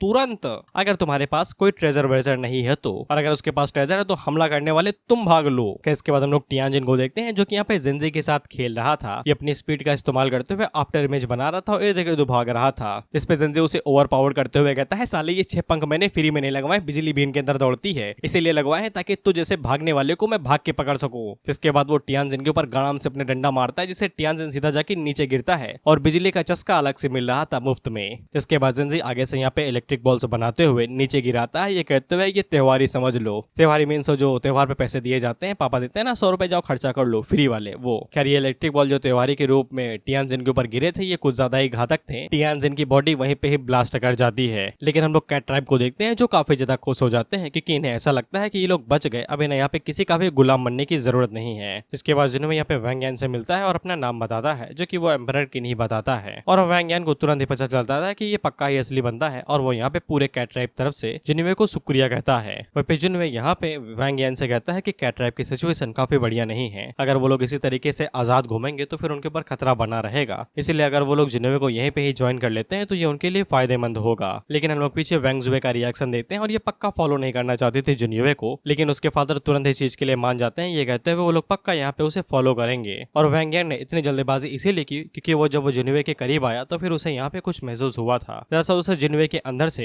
एक खास टाइप की एनर्जी महसूस हो रही है, जिस एनर्जी की वजह से यहाँ पे उनकी बॉडी के अंदर जो ब्लड लाइन है यानी कि कैट ट्राइब के अंदर जो ब्लड लाइन है वो एक्टिवेट हो चुकी है और उनकी एंसेंट एंसेस्टर की मेमोरीज भी जाग चुकी हैं, जिससे वैंग यान को यकीन है कि जिन्वे पक्का यहाँ पे वॉर गॉड का डिसेंडेंट ही है। वह पे जिन्वे भी हैरान होता है कि तुम लोग इतनी जल्दी कैसे मान गए, जिसपे वैंग यान आगे से इतना ही कहता है कि वॉर गॉड की जो तलवार है वो यहाँ पे वॉर गॉड के हाथों में वापस चली ही जाने चाहिए। अब इसका सारांश यह है कि जो ये ब्लेड है वो एक तरीके से कैट ट्राइब है और जिन्वे इनका ओनर यानी कि वॉर गॉड, इसलिए कैट ट्राइब यहाँ पे जिन्वे को फॉलो करने के लिए मान गए क्योंकि ब्लेड यहाँ पे वॉर गॉड के हाथों में जानी चाहिए। मुझे लगता है कि मुझे टीचर बनना चाहिए था, लेकिन बच्चे संभालना बाथरूम में बहाने से ज्यादा टफ है, ये 18+ हो गया, सॉरी।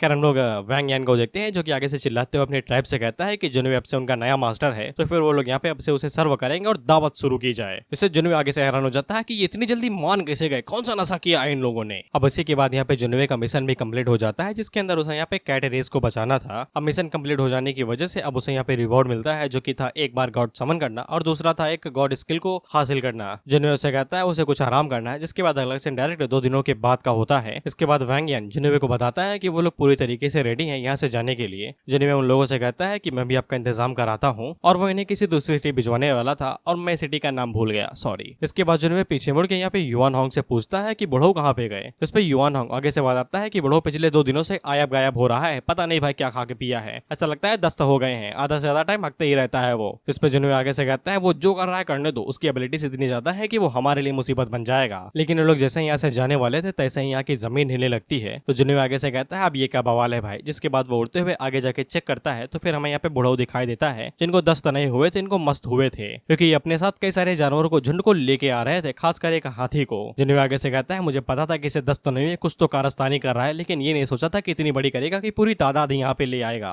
वह पे युआन होंग जिन्वे से पूछता है कि अब हम लोग क्या करें तो जिन्वे से इतना ही कहता है कि पहले इन्हें रोकने की कोशिश करो, लेकिन अगर यहाँ पे बीस्ट टाइड नहीं रुकती है तो फिर तुम आगे कुछ इस्तेमाल कर सकते हो अपने हथियार वथियार। तो फिर युआन होंग बिल्कुल ऐसा ही करता है और वो सबसे पहले अपने बॉडी साइज को बड़ा करता है, जिसके बाद वो बीस्ट साइड के सामने जाके खड़ा हो जाता है। इससे जो बीस्ट टाइड थी वो वहीं पे ही रुक जाती है और बुढ़ऊ उसकी तारीफ करते हुए कहते हैं काफी पावरफुल एबिलिटी है। इसके बाद जिन्वे बाहर निकलता है और वहाँ पे बुढ़ऊ से पूछता है कि ये क्या बवाल पाला है दादा, बताओ जरा। जिसपे बुढ़ऊ जिन्वे से इतना ही कहता है कि ये उसके लिए एक गिफ्ट है और कुछ भी नहीं। और इसी के साथ ये वीडियो यहीं पे ही खत्म होती है, फाइट वाइट नहीं होगी। जैसा कि बुढ़ऊ ने बताया ये गिफ्ट है, तो हम लोग अगले एपिसोड में देखेंगे कि ये कौन सा गिफ्ट है। और इसी के साथ सायोनारा।